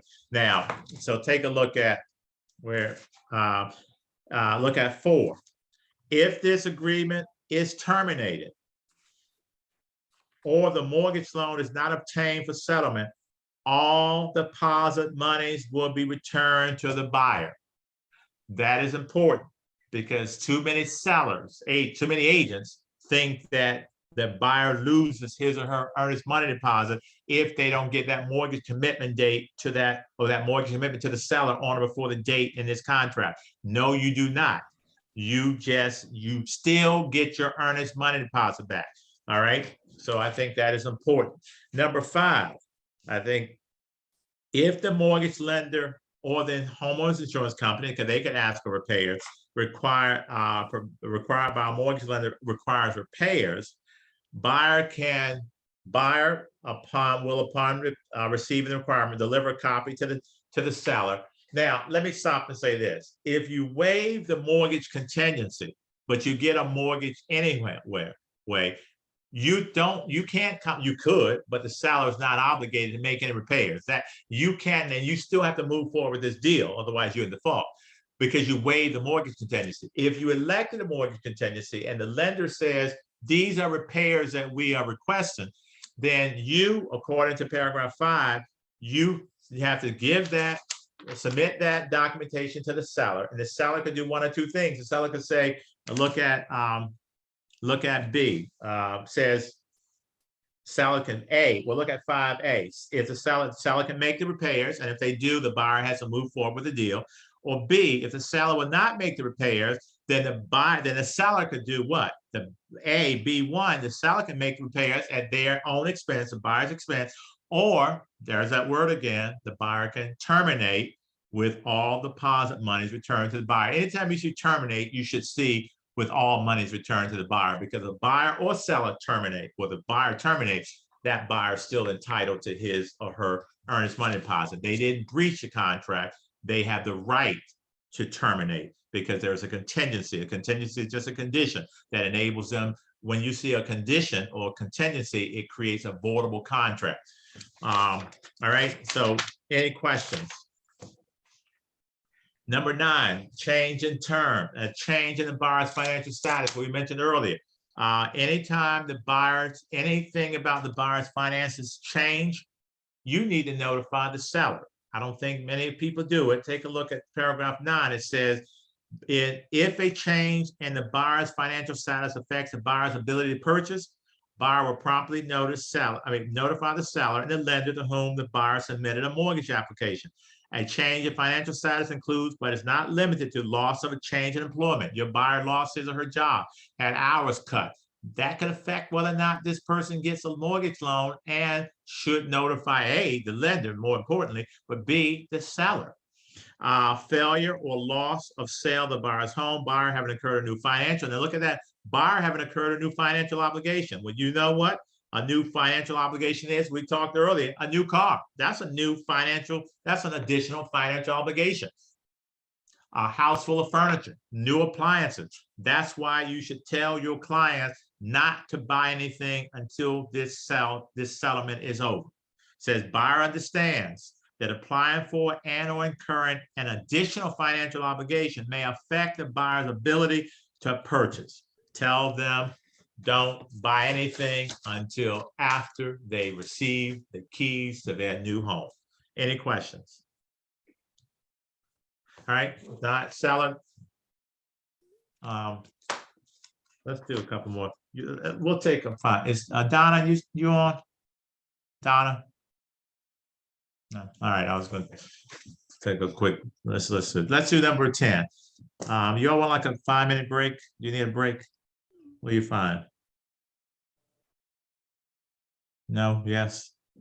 5-minute break, but not necessarily right now. Okay. All right. All right. Okay. Seller's representations. Let's just assume it's in the city. It would be public status of water, public sewer, public water. If there's anything else, if you don't know the answer, either ask the seller's agent or leave it blank and ask the seller's agent to check the appropriate box. Don't check something if you're not sure. And if you're the seller's agent and you get it back and it says, for instance, that seller represents the property served by a community sewage disposal system, and it's not, you need to make sure it's corrected before the seller signs. All right, but I'm not gonna go, but we're dealing most of the city property. So for the most part, it's gonna be public water and public sewer. All right, let's look at paragraph, page 6, paragraph 8, with still paragraph 10A. 10A, real estate seller disclosure law. All right, the real estate seller disclosure law requires that before an agreement is sale is signed, the seller in a residential, remember, the seller disclosure does not need to be filled out if it's a commercial property. If it's more than 4 units, then it does not have to be filled out. All right. So the real estate seller disclosure law requires that before an agreement sale is signed, the seller in a residential, not commercial, not industrial, real estate transaction must make certain disclosures regarding the property to potential buyer, not less than 1 and not more than 4 residential dwelling units. Disclosures of condominiums or co-ops are limited to only the purchaser, only to the seller's unit. So if you're selling a condo, you don't have to disclose what you know about the roof or anything outside of your unit. You only have to disclose what you know about. Only disclose what's happening within in your unit. The seller's disclosure. Did we have a copy of the seller's disclosure up? One thing I want to point out: the seller's disclosure. Can you help the seller fill out the seller's disclosure? No. Never. Okay, the answer is I Never. heard never. It should be never, never, never. Don't answer any questions. Never help a seller answer any questions. If they have questions, you tell them you cannot help them complete a seller's disclosure. That's why it's called a seller's disclosure. It's a seller disclosing information that they know. Now, they can call on anybody they want to help them, but I tell sellers, if you don't know the answer is unknown. You don't have to go doing research. If you don't know that the roof leaked at some point, you don't remember when, you can simply put in there, the roof leaked, I believe, within the last 10 years. Well, that is correct. Or maybe it would turn out to be the last 15 years. You just answer as completely, as honestly as you can, because oftentimes with the seller's disclosure comes, some sellers aren't honest, and lawsuits result. So make sure, tell your sellers when they complete a seller's disclosure, do it as honestly and completely as possible, because you don't want any issue. You don't want a buyer coming back saying, hey, the seller did not tell me that anytime there's a major storm that the basement floods. The seller didn't tell me X, Y, and Z. So you don't want that. You want to make sure that the seller discloses everything that he or she needs. Keep in mind that if the seller calls you and says, should I disclose? And you can fill in the blank, what is your answer? They call you and say, should I disclose blank? What's the answer? Yes. The answer is always yes. I don't even let them tell me what blank is. They say, Trent, should I disclose? I said, yes. They said, well, you don't know what I'm going to say. I said, don't matter. If you think it's important, I want you to disclose it. No one gets in trouble for disclosing too much information, but people get in trouble or get sued for disclosing too little information. Disclose it. So you don't know if you should have disclosed something that's not that important, that you didn't need to disclose it. So what? But you don't want to not disclose something that you should. All right. Now, one thing I just want you to see, if you're looking at the seller's disclosure, there are 10 exceptions, but I'm going to go with that. Now, the one thing I do want you to see, if you look at the last page of the seller's disclosure, because I see a lot of agents still making this mistake. Look at the second box from the bottom, where it says executor, administrator, trustee signature block. Does everybody see that? Or do you all even have this document? No. You don't have it? Yes. You've all, I don't know if you have it or you don't have it. Do you all have this document? I have it.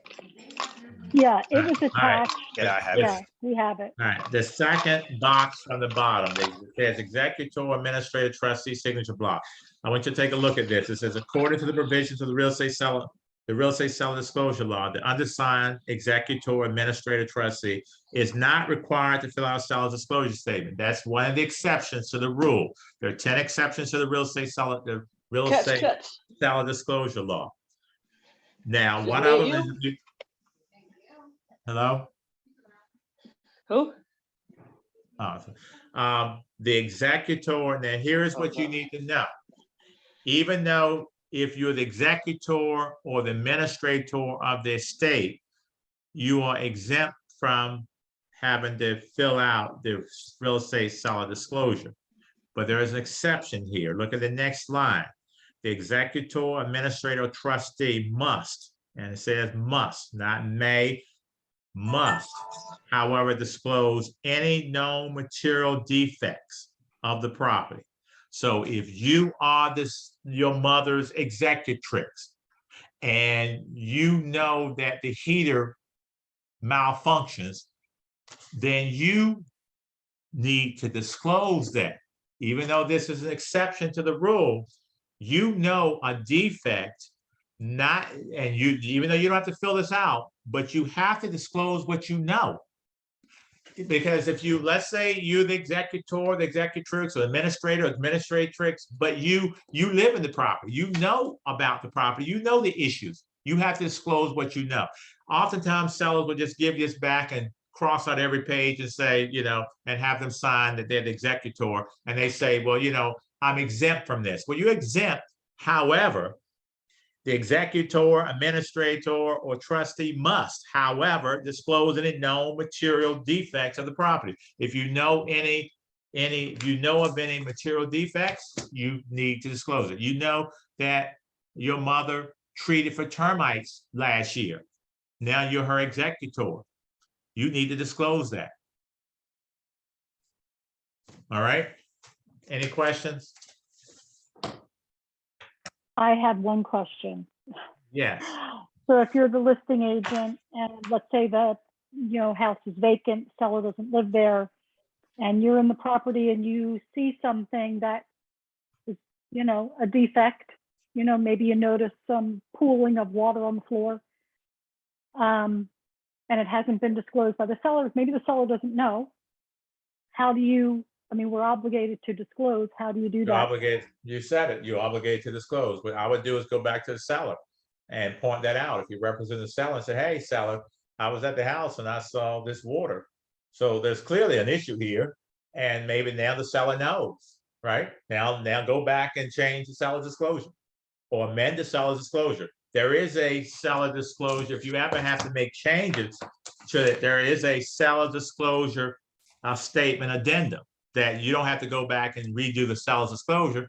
There's a one-page document in our forms called the seller's disclosure, the seller's property disclosure statement addendum.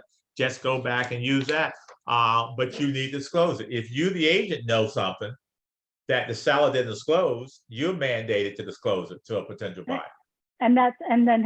So if the seller doesn't want to disclose it, what's the procedure for the agent to disclose? I can tell you personally, I would quit. So I never had that happen, but I'm not going to, because now I would say to a seller, you must by law disclose this. If you say to me, I'm not, then I'm going to walk away. I'm going to say I'm terminating this because I believe you engaged in some fraudulent behavior. I'm not going to be involved with a seller who is going to lie or not disclose something that they're legally mandated to do.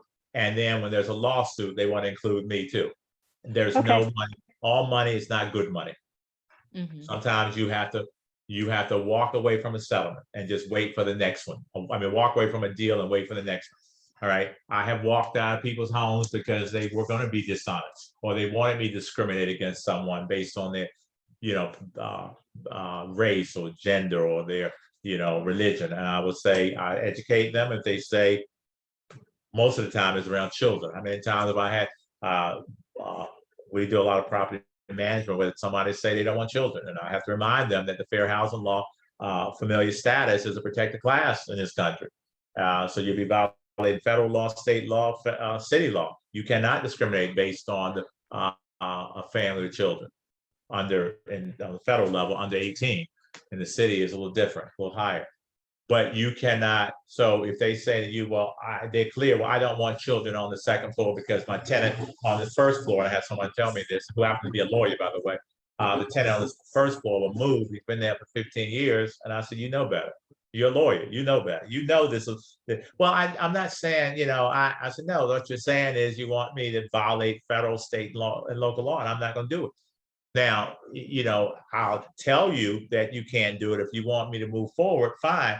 But whatever tenant I find that qualifies for that unit, and if they have children and you don't take them, I'm telling you right now, I'm going to be the one that's going to report you. Okay, I'm going to tell you that right now, because then you are discriminating, and I'm not going to be a part of any fair housing suit. So I'm going to be the one that will turn you in. Okay, let's be clear. So if you want me, otherwise I can walk away.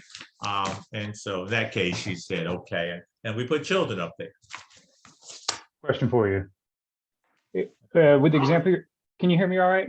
Yes. Okay, perfect. Sorry, I had a microphone issue a second ago. With the executive administrator example you're giving, if that individual knows something that the seller does not, are they using a specific form, or is it just something in writing? Do they notify the seller and then the seller puts this on an addendum, or what's the process there?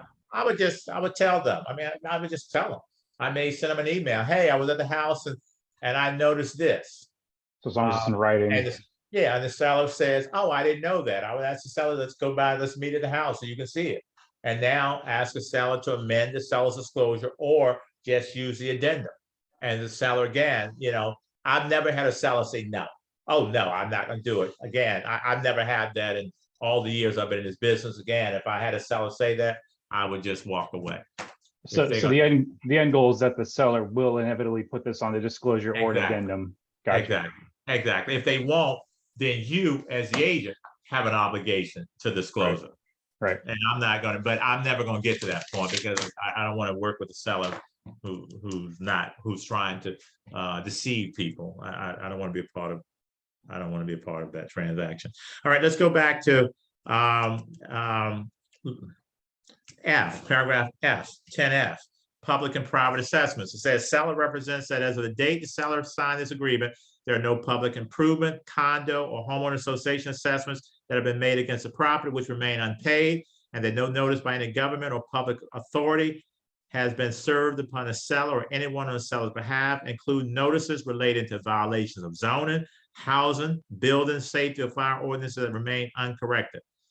Now look at 2, it says seller knows of no other potential notices, potential, not actual, things that may be coming. Things now I like to think of a potential violation. If you know that, let's say, well, it says potential violation, potential notices, including violations and or assessments, except as follows. Well, we just got new assessments.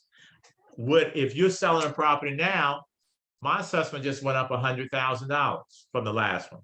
Well, if I was selling my house, I would disclose to a potential buyer that the assessed value of my property just went up, which means what may go up? The taxes may go up.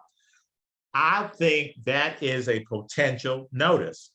I believe that you should, or at least I would, disclose that. If I have a condo in Florida, when they're talking about possibly this charging everyone this assessment of $10,000. Well, if I was selling my unit, I would. Now they've not voted on anything. They're talking about it. They've given us things. But if I was selling it, I would disclose to a potential buyer that there may be an assessment of $10,000 that they're going to spread over, I think, 6 months. I would disclose that. Again, I believe that it's best to over disclose than under disclose, because now I don't want a buyer to come back to me once I've sold that condo to them and learn that there's an assessment. And they say, well, someone should have told me. Now I'm gonna file a lawsuit. I believe you avoid lawsuits and any kind of any kind of complaints if you just disclose.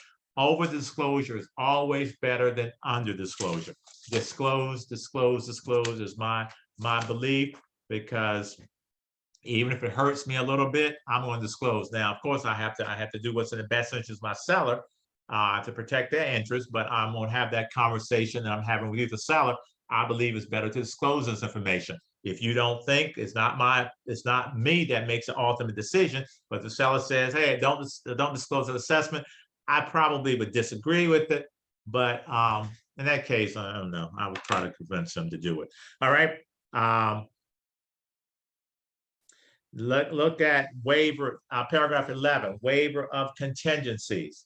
If this agreement is contingent on the buyer's right to inspect and repair the property, and the buyer doesn't do it, buyer's failure to exercise any buyer's options within the time set forth in this agreement is a waiver of that contingency, and the buyer accepts the property and agrees to release. So in other words, if you put in the contract that you will do a home inspection within 10 days and the 11th day comes, you have waived that mortgage contingency, home inspection contingency. I mean, you haven't breached the contract, you have just waived that contingency, which means that the seller does not have to allow a home inspector to come into his or her property, because that contingency is off the table.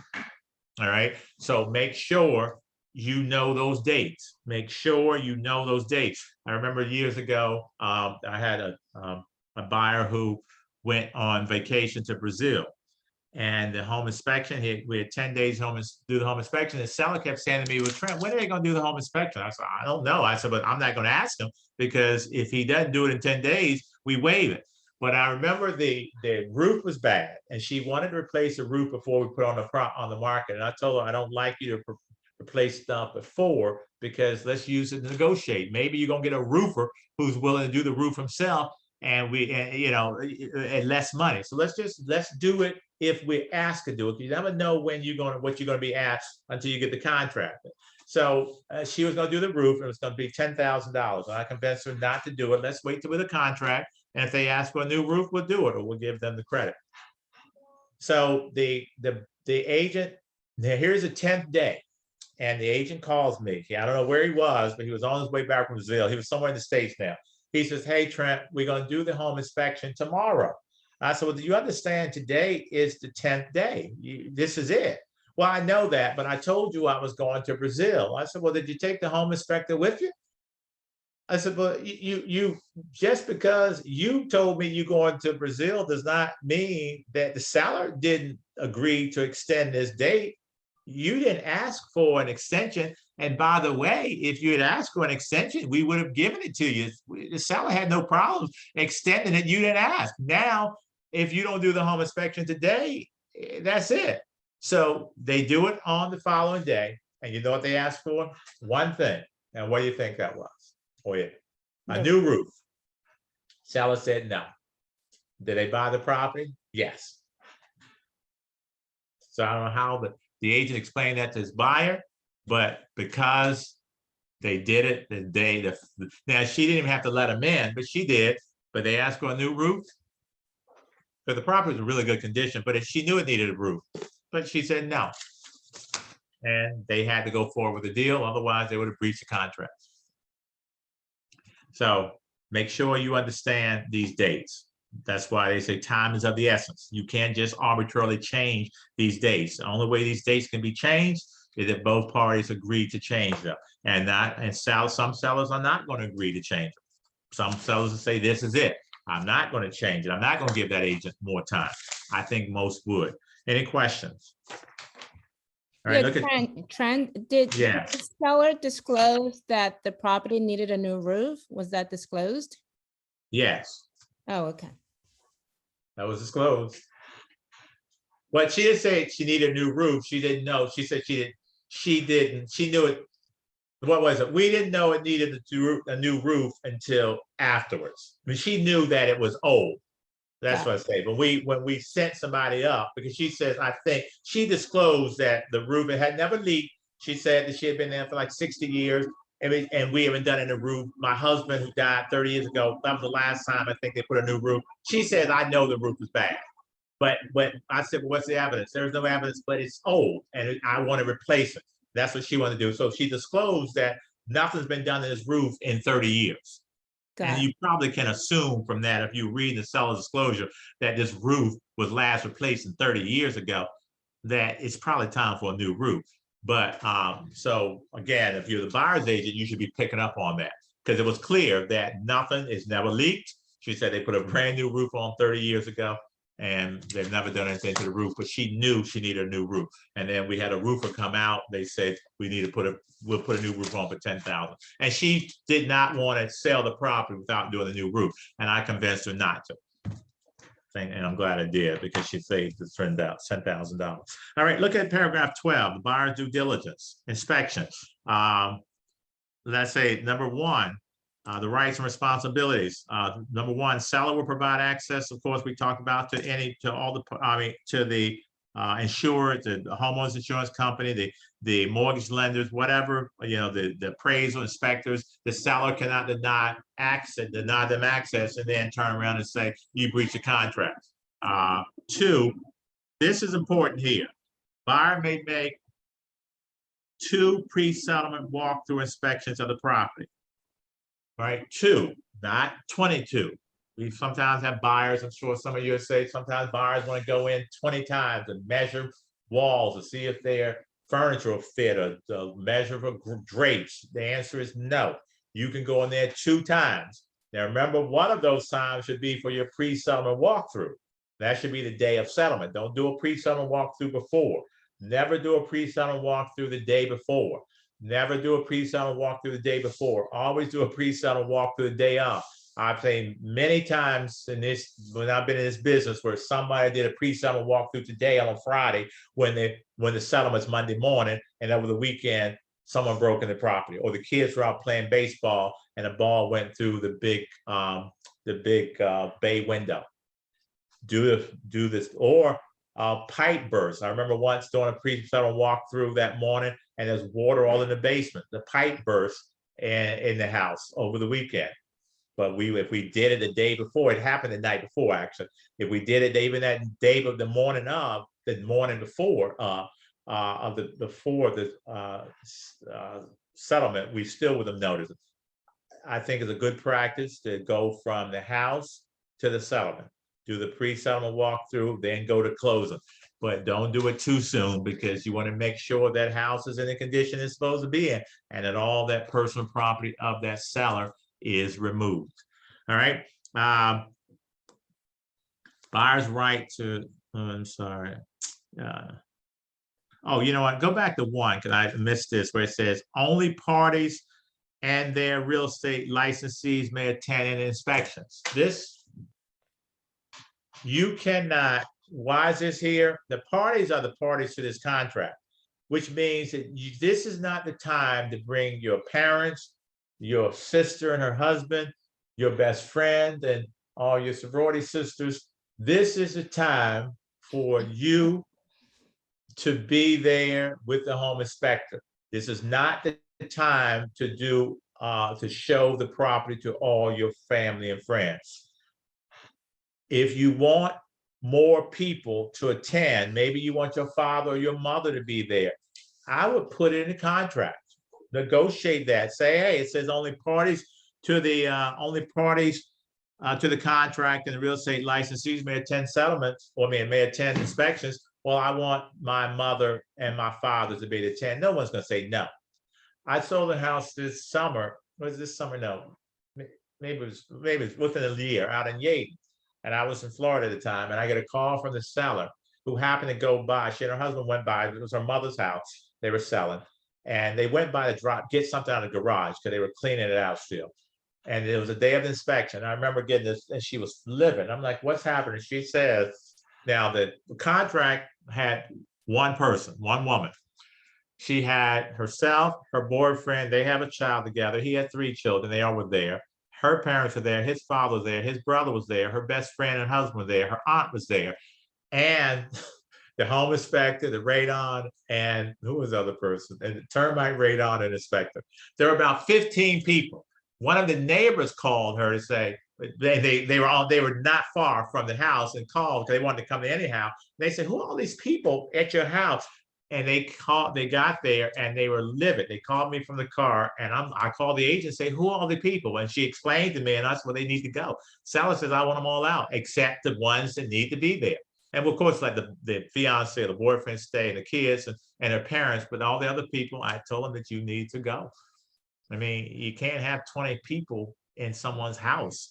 I mean, so this is not the time to take all of your clients, friends, and family. And you should tell them that the only people on this contract and your agent are permitted. Now, if you want anybody else, let's put that in the contract before we submit it.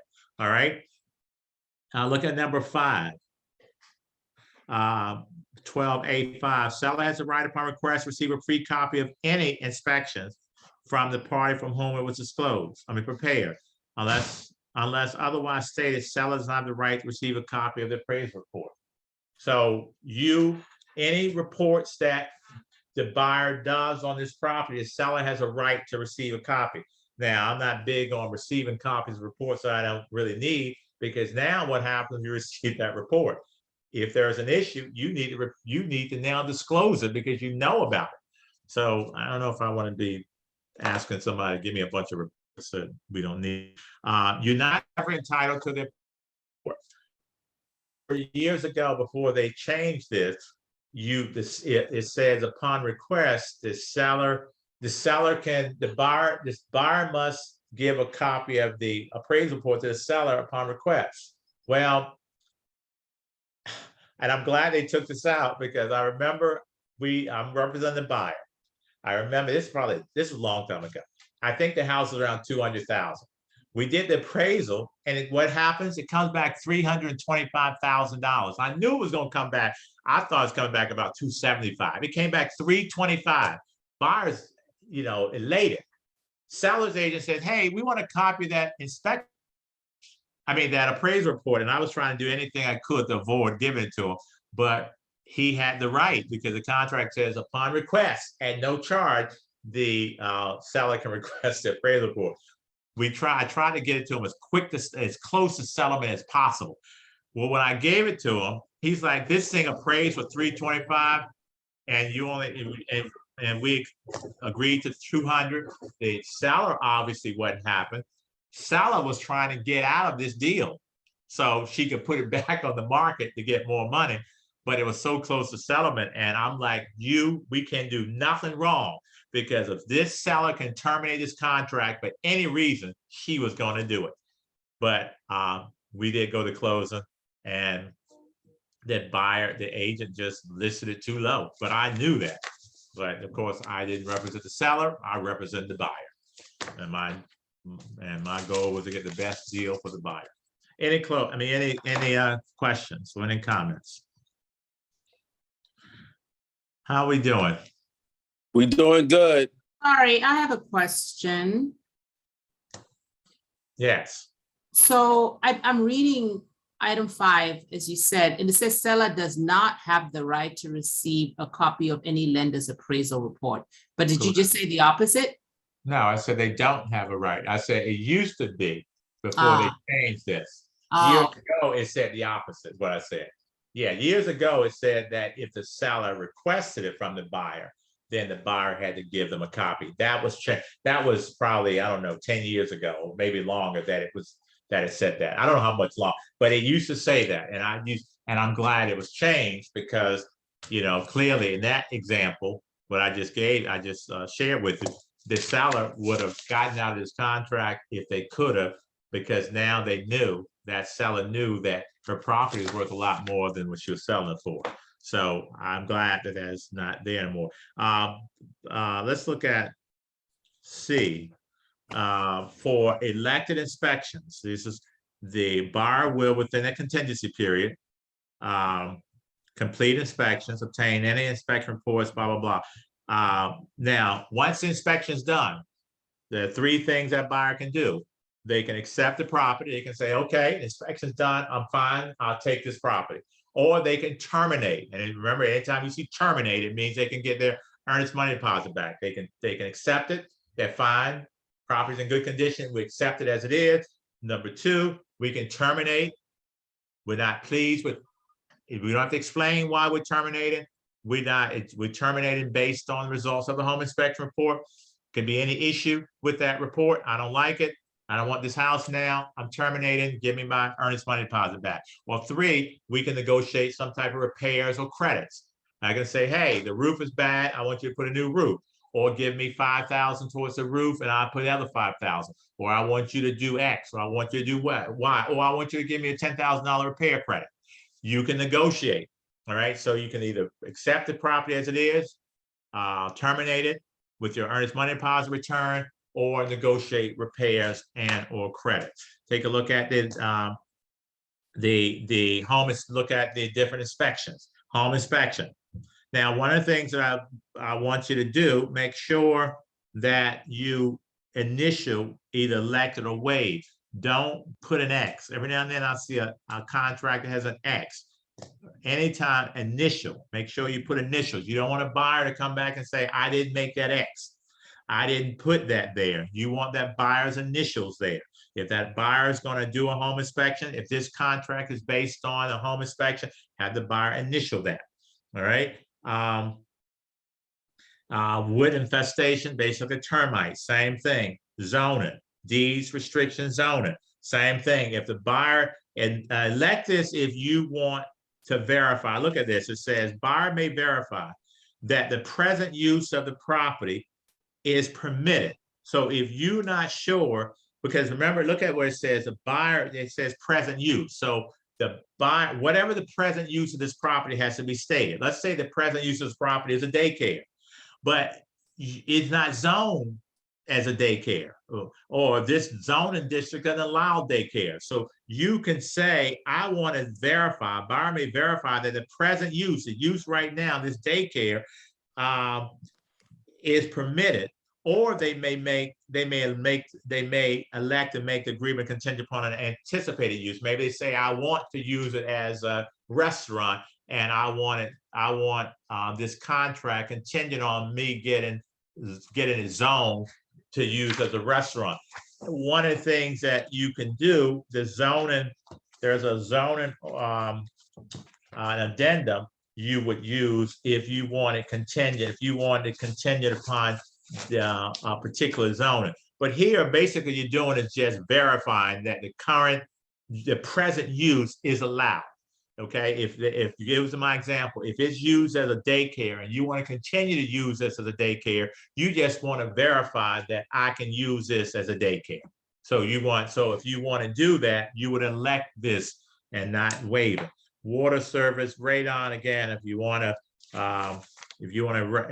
elect it and have a radon test done to see how much exposure there is. And keep in mind, well, I'm gonna get into that. Elected.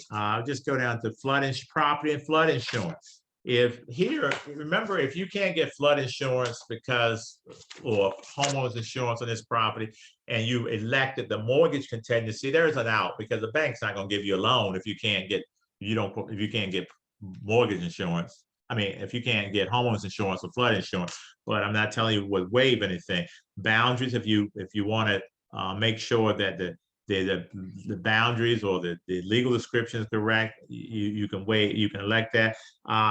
You have to elect, not have to. When you get down to properties built before 1978, remember, keep in mind before 1978, not properties built in 1978, is before 1978, then you have to disclose. But look at that in bold. It says, regardless of whether this inspection, you can, even if you waive this, okay, if you say, I'm not going to do an inspection to see if there are any lead-based hazards on this property, and if it was built before 1978, there's probably a good chance there are. Regardless of whether this inspection is elected or waived, the Residential Lead-Based Paint Hazard Reduction Act, which is federal law, requires a seller of property built prior to, not in 1978, but prior to 1978, to provide their buyer with an EPA-approved lead hazard information pamphlet called, as we talked about earlier, Protect Your Family from Lead. So you must make sure that that buyer has been provided with that Protect Your Family from Lead in your home. Also, look at along with, okay? You need to attach a separate form attached to this agreement disclosing the seller's knowledge of lead-based paint hazards and lead-based paint records regarding the property. We all know that as a lead-based, it's called a residential lead-based paint hazards disclosure form. the residential lead-based paint hazards disclosure form. That must accompany this agreement of sale. Again, the residential lead-based paint hazards disclosure form. And what does that form say? It has a seller disclosing what he or she knows about any kind of hazards, any lead hazards on this property, and whether or not they've been if they've done any tests, they should turn that stuff over to you. But make sure that the residential lead-based paint hazards disclosure form is a part of this agreement of sale. All right. And then the next one, elected, if you want to add anything else in, you can there. One of the things that I would do here, which I've never seen, I will have the seller initial waive, which means, and put NA in that line.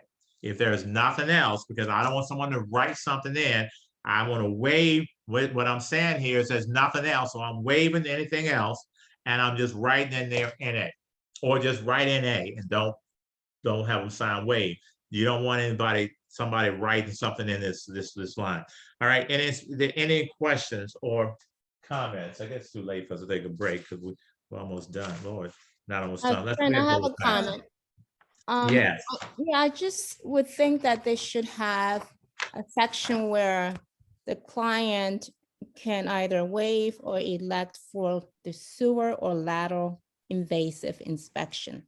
I'm surprised they don't have. Look at on-lot sewage on the top of page 8. There is a place. You see that? Line 386. But yeah, but that's on lot. That's not expressed. On-lot. What are you saying? It's not expressing the the sewer. Then put it under elected, the one that we just talked about. You can write that in.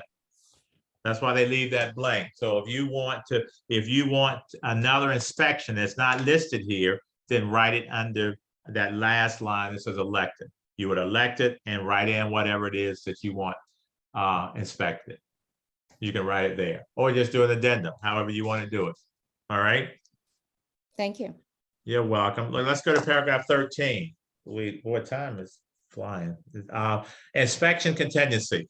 The contingency period, if you leave it blank, is 10. Again, I would leave it blank. I would put 10. If you want 10 days you have to do the home inspection. This inspection contingency says that you have to do this home inspection within 10 days from the execution date. Again, the execution date is a date after the last party, normally the seller, has signed this contract. If they signed it today, the execution date starts tomorrow. You have 10 days to do a home inspection.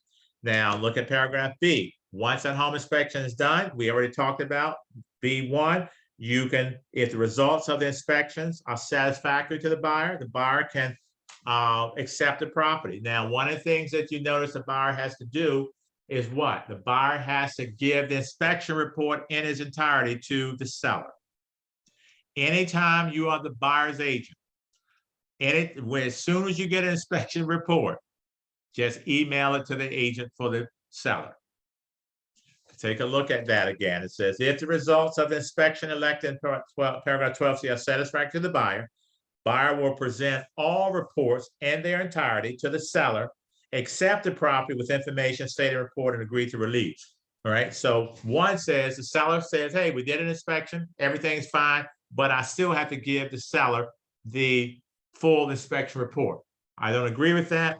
When I was on this committee, I vehemently opposed this, but I don't agree with giving the seller a report they don't ask for. Now, the seller is obligated now to disclose stuff that they don't even know about. They didn't hire the inspector. They don't even know if the inspector is any good. And now they got to disclose information that may or may not be correct. So I'm not a big fan of this, but I go along to get along. Number 2, B2, if the results of an inspection elected in paragraph 12C are unsatisfactory to the buyer, I don't like the results of this. There's too many problems. There's structural issues. There are termites. I don't want this property. Then the buyer will, again, which I don't agree with, present all reports in their entirety to the seller and do what? Terminate the contract. So now I'm the seller. You have terminated this contract. I'm left with an inspection report that I have to do what with now? What I have to do with it for the next buyer? Disclose. I got disclosed a whole bunch of stuff I didn't know about. I didn't know that I had issues with my heater. Well, now I know. I got disclosed it. I didn't know my roof was bad. Well, now I know. I got disclosed it. I didn't know that the water heater was malfunctioning. Well, I was that. I didn't know that I had some shifting or some. Whatever I find now, I need to disclose to the next buyer, which will hurt the seller, which I tend not to think is all that fair because the seller didn't hire this inspector, and sometimes they make. Hey, mistakes. Trent, can I ask a question? Yes. Can a seller's agent give the seller the option of whether or not they would like to see the report? I don't think so, but that's a question. It says here, unless you cross it out, it says here that you have to, the buyer has to, whether the seller, what the seller does with it. I don't like it, but I get the report and I give it to the next buyer and say, hey, here's an inspection report. We don't have a lot of time, but I can tell you a few stories why I definitely disagree with this. But the seller has to, you just send it to the, don't even ask the seller seller's agent if they want it, just email it to them as soon, say, hey, my client is terminating this. By the way, I've already sent you the home inspection report. And Right, no, I guess I mean, once the seller has the inspection report, if they can explain to their seller, hey, if you look at this, you're going to have to disclose it to future potential buyers. Do you want to see this report or not? Well, see, I think once you get it as the agent, I would not tell a seller that. I'll tell a seller, I believe. Now, if you want to go seek some legal advice on this matter, but I would say it should be, once it's in my hands, I'm your representative. Right. Then we should disclose it. Because now I know that there's a problem with the roof. If I know it, I have to disclose it. So I would simply say, you just have to disclose it. But I tell the sellers this stuff up front, so they're not surprised that if this buyer terminates based on the inspection report, and some buyers want to know, they want to know what, some sellers want to know what the issues are. Got it. Thank you so much. You're welcome. Most don't, by the way. Hey, Trent. I look at yes. Sorry to bother you. I've had sellers that refuse to look at it. Now, in that case, I do disclose to the future buyers, hey, this person backed out because of knob and tube and X, Y, and Z. And I did talk to the attorney at my office about this, but what do we do when we have sellers that refuse to look at the report? So again, I think you need some legal advice there. I can't give you that. I've never had that happen. But if that's the case, I think you need, I would get your broker involved or an attorney and get some advice, because I don't know if the seller still is a seller because you refuse. Here's how I look at it. I got a PICO bill yesterday. If I don't look at it, does that mean I don't owe it? If I don't open it, does that mean I don't acknowledge receipt of this PICO bill? No, I still owe it. I'm just hiding. I'm just not looking at it because I don't know. I can't pretend that it didn't exist because I didn't open it. The seller knows that there's a home inspection report out there on her property, on his property. And the fact that this seller refuses to look at it, I don't know. I think it could create some issues for that seller if that seller doesn't disclose information that's in that report. Because another buyer may come back and say, wait a minute, there's a serious problem with this property. You knew about it, seller. Seller said, I got a home inspection report, but I never opened it. Well, I don't know if that's good enough. Again, I think that's a question for a lawyer. All right. Now, you have the first 10 days to do the home inspection report. There's home inspection. That is, if you leave it at 10, you can change it to whatever you want. Look at A, following the end of the contingency period. If you left for 10 days, the first 10 days, the seller will then have, if you leave it blank, again, if you want 5 days, just type in 5. You will have 5 days for a negotiation period. If you have 10 days to do the home inspection, then you got 5 days to negotiate. By the way, if someone's going to ask, what if I do the home inspection in 2 days and send a reply? It just means you have a longer negotiation period. Because you have 10 days for the contingency period. Because if you look at this, 3A says, following the end of the contingency period. The end of the contingency period is 10 days, right? So So the negotiation period doesn't start until you end the contingency period. So if you do the home inspection early, get a reply to the seller early, it just means you still have more time. It just extends, you don't lose the time. All right, so you have 10 days to do a home inspection, and then you have 5 days for a negotiation period. Now, during that negotiation period, the seller, if the seller and buyer will negotiate repairs or credit, and if we look at B, following negotiation period, again, you have 10 days for the home inspection, 5 for the negotiation period, and 2 days after the negotiation period, if either the seller didn't get back to you or you all couldn't come to you could decide on repairs or credits, then so you have 17 total days. Then it says B, 3B, if no mutually acceptable written agreement is reached during that negotiation period, or if the seller fails to respond during the negotiation period, within 2 days, if you leave it blank, following the end of the negotiation period, buyer will either accept the property or terminate with all the deposits returned to the buyer. All right, 10 days to do a home inspection, 5 days for the negotiation period. After the end of the negotiation period, you have 2 days to decide whether you, the buyer, are going to accept this property because you didn't hear from the seller, or y'all can come to an agreement, either accept the property as it is or terminate with all your earnest money deposit return. Any questions? Look at paragraph 14. No, we got 14. Title, surveys, and costs.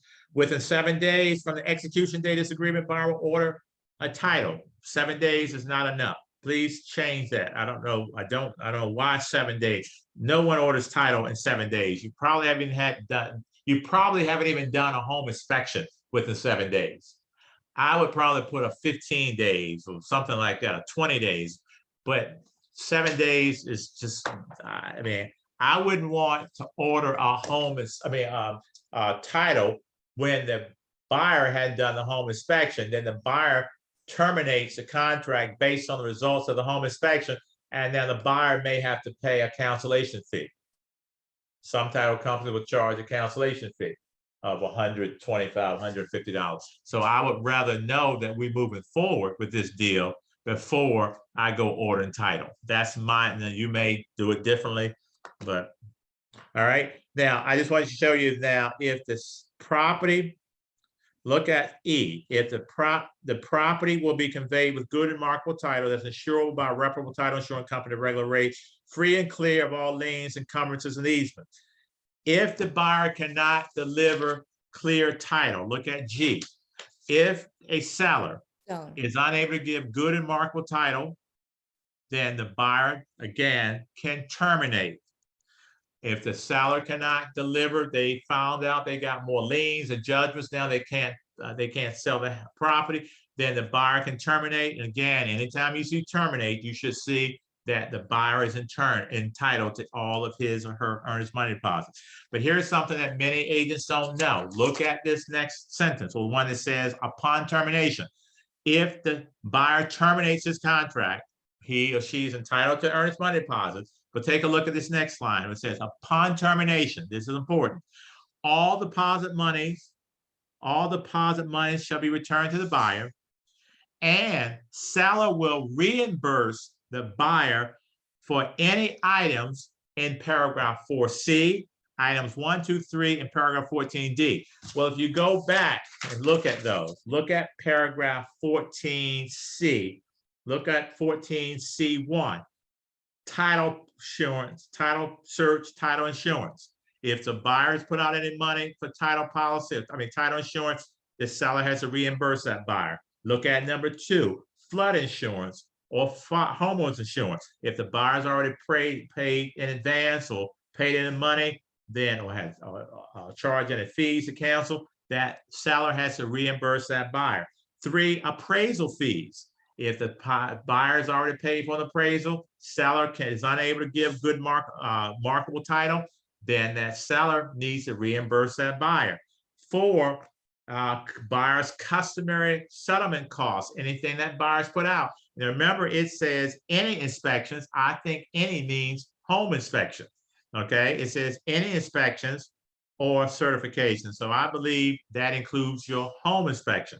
Home. And then 14D, and it's a survey. We generally don't do surveys here, but if the buyer paid for a survey, seller needs to reimburse the buyer for any and all costs that buyer incurred, because now that it's not the buyer's fault that the buyer's not saying I want out. The buyer is only terminating because the seller cannot sell the property to that buyer. Any questions or comments? All right, paragraph 15. Oh God, I'm gonna just skip some stuff. I'm gonna just go to 15B. This is dealing with the city cert or your UNO. Look at 15B. Within, if required by law, and in at least everywhere around here, it's required by law, 30 days. If you leave it 30 days, you want to know how long it's going to take. In some of the counties, it takes a while before you get a UNO. You need to know, it's going to take a week for me to get a UNO. It's going to take me 30 days. So order your UNO quickly. If you're in some of the counties, because remember, in some of the townships out in Delaware County, Montgomery County, the inspectors have to come out. They may not get out for a week or two. And then if there are any issues, you have to repair, and then they need to come out again. So when I'm out in the counties, I find out what I need to do to get this UNO, and I order them quickly because I want to make sure everything's done prior to settlement. Don't wait on it. In the city, I mean, in Philadelphia, you can just go online. You can call or check online to see if there are any L&R violations. If they are, you may want to get to them, have the seller make those corrections ASAP, unless the buyer is buying it with those violations. So look at 15B. So if required by law within 30 days from the execution date of this agreement, but in no case later than 15 days prior to settlement, seller will order at the seller's expense a certification from the appropriate municipal departments disclosing notice of any uncorrected violations of zoning, housing, building, safety, or fire ordinances, and or a certificate permitting occupancy of the property. Now, look at 1, within 5 days receiving that notice, seller will deliver a copy to the buyer and will notify that buyer if that seller, what the seller intends to do. A, the seller says, I'm gonna make the repairs. If the seller agrees to make the repairs, you have to go along with it. The buyer has to continue on with this deal. Or B, the seller can say, I'm not going to make repairs. Well, if the seller says, I'm not going to make repairs, then the buyer has 2 options. The buyer can say, okay, I accept this property, or B, I terminate this property with my earnest money deposit return. Any questions? Here's one that, look at 2 there, because I've come across this a couple times, B2. Look at that, it says the repairs, if the seller, what it says without me reading, if the UNO or the city cert requires the seller to make repairs and the seller does not give the buyer a copy of that city cert, then even after settlement, the buyer can come back to the seller and tell the seller they must make those repairs at their expense. Because the seller, take a look at 2. It says if the repairs or improvements are required and the seller fails to provide a copy to the notice, the seller knows it or should know it, but doesn't give the buyer a copy of a notice that says there are uncorrected violations, then the seller will perform all repairs, improvements as required by the notice at the seller's expense. And look what it says, that this paragraph will survive settlement. So if the seller does not give you a UNO and there are violations, and you later find out there are violations, seller is still responsible for repairing those violations. All right. Condominium, if you're selling condos, obviously you would check that. The only thing I'll go down to if C, they within 15 days from the execution date of the agreement, seller will make sure if you're selling condos, you get the condo documents, resale documents right away. Don't wait. Within 15 days from the execution date of this agreement, seller at the seller's expense will request from the association a certificate of resale and any other documents necessary to enable seller to comply with the relevant act. Go down to C3. It says the act, we're talking about the Uniform Condominium Act of Pennsylvania. The act provides that the buyer may declare this agreement void at any time before the buyer receives the association documents and 5 days after receipt. So if you're selling condominiums, you want the resale documents given to that buyer ASAP, because until that buyer gets into his or her hands, those condo docs, that buyer can say, I terminate this contract. I don't want it. I void this contract. Obviously, I get my money back, my earnest money deposit. So you want those documents quickly given to the buyer quickly. If once you give those condo docs, the resale doc, the condo docs to the buyer, this is a legally mandated time period, and it cannot be altered. Where it says, look at C3, it says the act provides that the buyer may declare this agreement void at any time before the buyer receives association documents and for 5 days. That 5 days cannot be shortened by the buyer and the seller. This is a legally mandated time period that's contained in the Pennsylvania Uniform Condominium Act of Pennsylvania. So for 5 days after, once I get those condo documents, I have 5 days if I'm the buyer to still decide if I want to go forward with this transaction or not. All right, so it's always a good practice whenever I sell condominiums, I said, let's get this to this buyer in his or her hands as quickly as possible. So we eliminate the possibility of them backing out. They don't wait till a week before settlement and give the condo docs to the buyer, and the buyer says, you know what, I'm gonna void this contract, and the buyer can get those condo docs to the buyer ASAP. Any questions? Maintenance, I'm gonna go forward because we got. Let's go to home warranty agreement recorded. You don't record this agreement. Assignment. Let's look at paragraph 21. Assignment says buyer will not transfer or sign this agreement without the written consent of the seller. Now, sometimes people want to wholesale. They want to assign it. If your buyer wants to assign this document, make sure, this agreement to someone else, make sure you get written permission from the seller. I remember once my seller sold the property. We get the title report back. It has a totally different LLC or different. It was sold to a person. Then we get an LLC. I said, well, is this your LLC? No, I sold it to someone else. That's what the seller didn't give you permission to do it. So now he's selling to someone else, making a profit. Seller says, no, then I'm not going to move forward with this deal. I'm selling to you. Now you can turn around and sell it to them, but I'm not going to allow you to assign this and make money.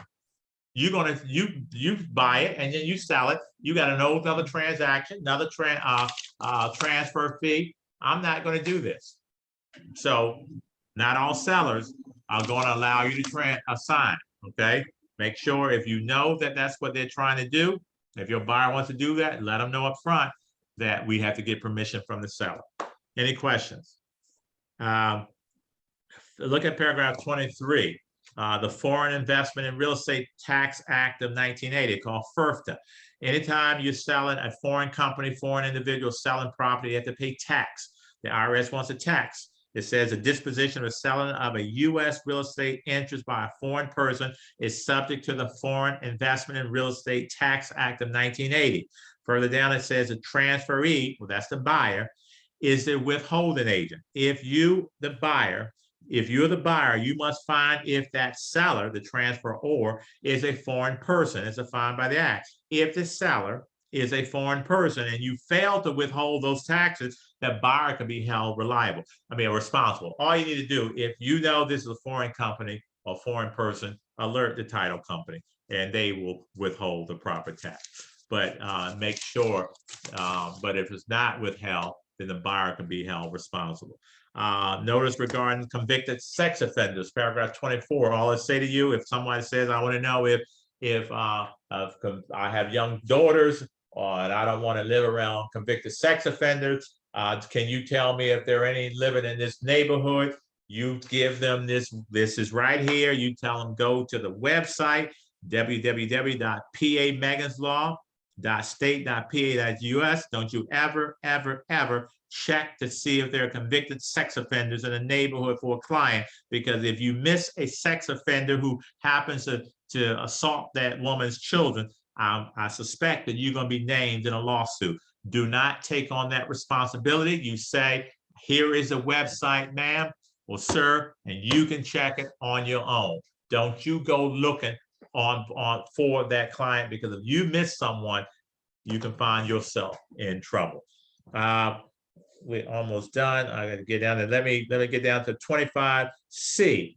Well, finish 25A. This contract is it. You cannot have anything that's not in this contract. It doesn't exist. It says that this agreement contains a whole agreement. That means there are no side deals or no separate deals. There's nothing. If it's not here, just because it was an MLS, it says that the seller's going to give you a home warranty. If it's not in this contract, you're not entitled to a home warranty. If the contract says they're leaving the washer dryer, but you didn't negotiate the washer dryer in your contract, you're not entitled to a washer dryer.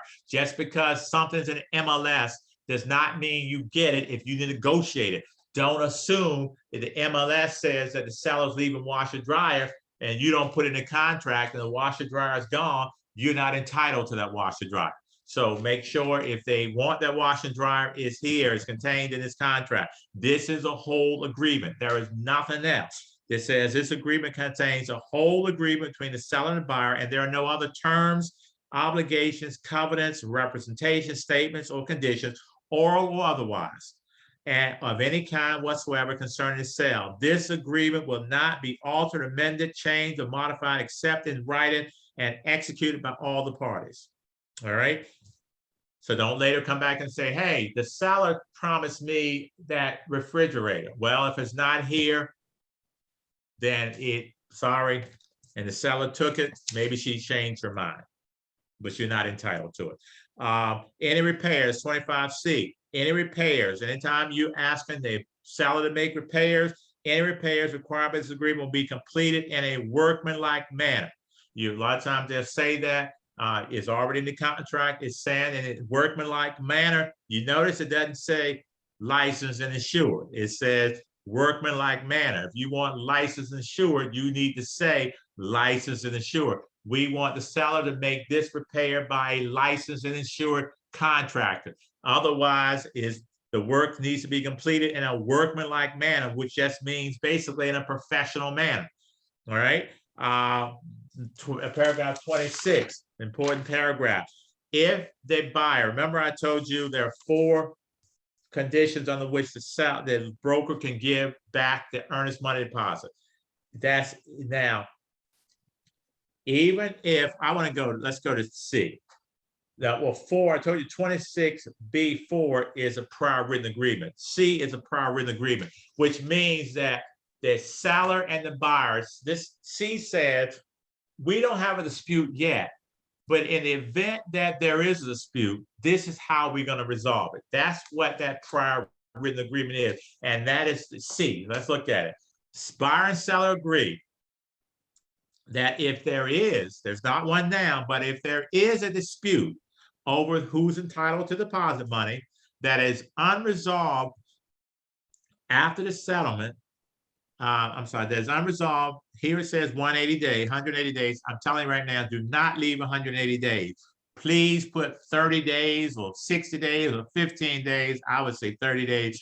Do not leave a half a year. Okay, I'm gonna just read it as 30 days. Buyer and seller agree that there is a dispute over the entitlement to deposit monies that is unresolved 30 days after the settlement or following termination agreement, whichever is earlier. Then the broker holding deposit monies will, within 30 days of receipt from the buyer's written request, distribute deposit monies to the buyer unless the broker is in receipt of a verifiable written notice that the dispute is the subject of mediation or litigation. What does that mean?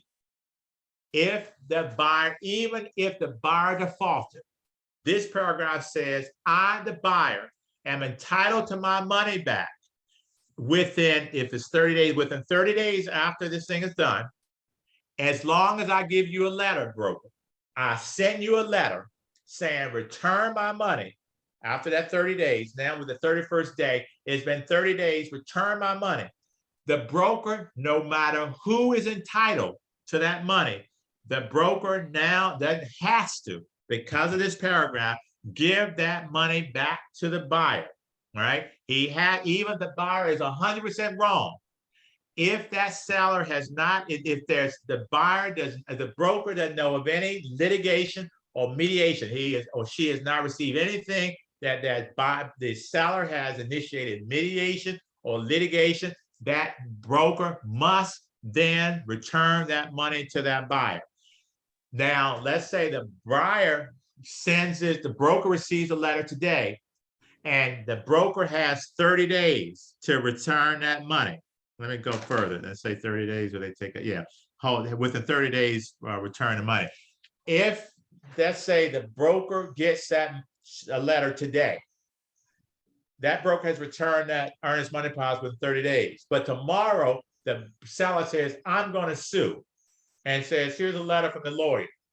The broker still has to give that money back within 30 days, because at the time the broker received the money, I mean, that letter from the buyer, there was no indication there was any mediation or litigation.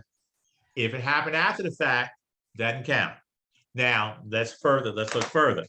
So the broker has returned the money to the buyer. Now, let's look at it. It says, buyer and seller are advised to initiate, buyer and seller agree. Now, the buyer has gotten the money back.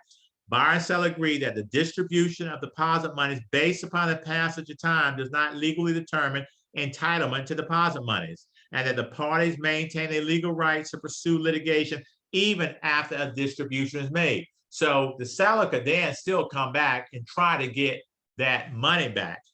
But I don't believe if you haven't done anything before that broker distributes that money, I think there's probably a good chance nothing happened. Now, if we're talking about 50,000, 20,000, 10,000, seller probably will. But if you're talking $1,000, a couple of thousand, probably wouldn't be worth it to the seller.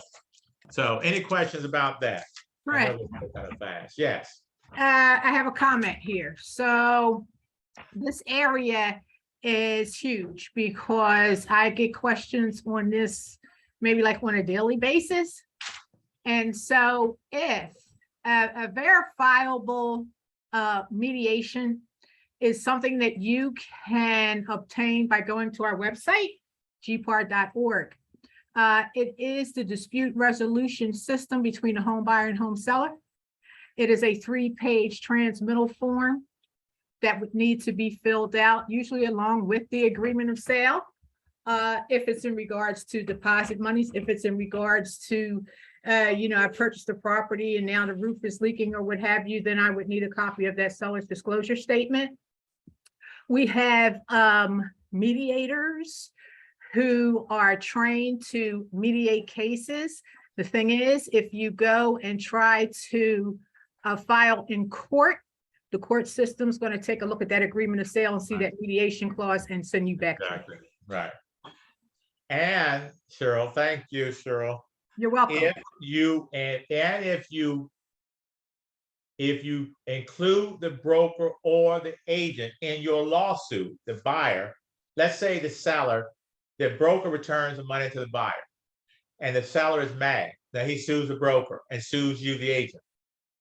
Who has to pay your attorney's fees? The broker's attorney's fees. The seller does. Anybody who names you in a lawsuit, your attorney's fees have to be paid by that person because they don't have a right. You're protected. Let me show you.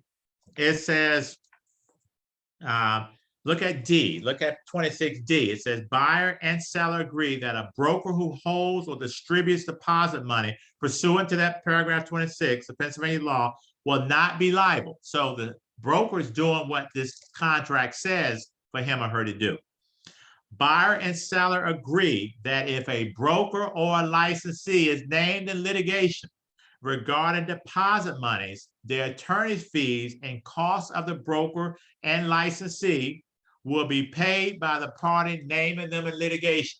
So if your client is mad that the broker gave that money back to that buyer and now they want to sue, you need to remind them that you need to pay, you're responsible for the attorney's fees that I'm going to incur because I'm only following what the law is telling me or what this contract says I can do. I'm not making a decision who's entitled. You, buyer and seller, have this prior written agreement that says that if there is a dispute, this is what happens. Well, this is what happened. You didn't initiate litigation. You didn't initiate mediation. The buyer gave me a letter. The buyer, after this 30-day period, the buyer said, I want my money back.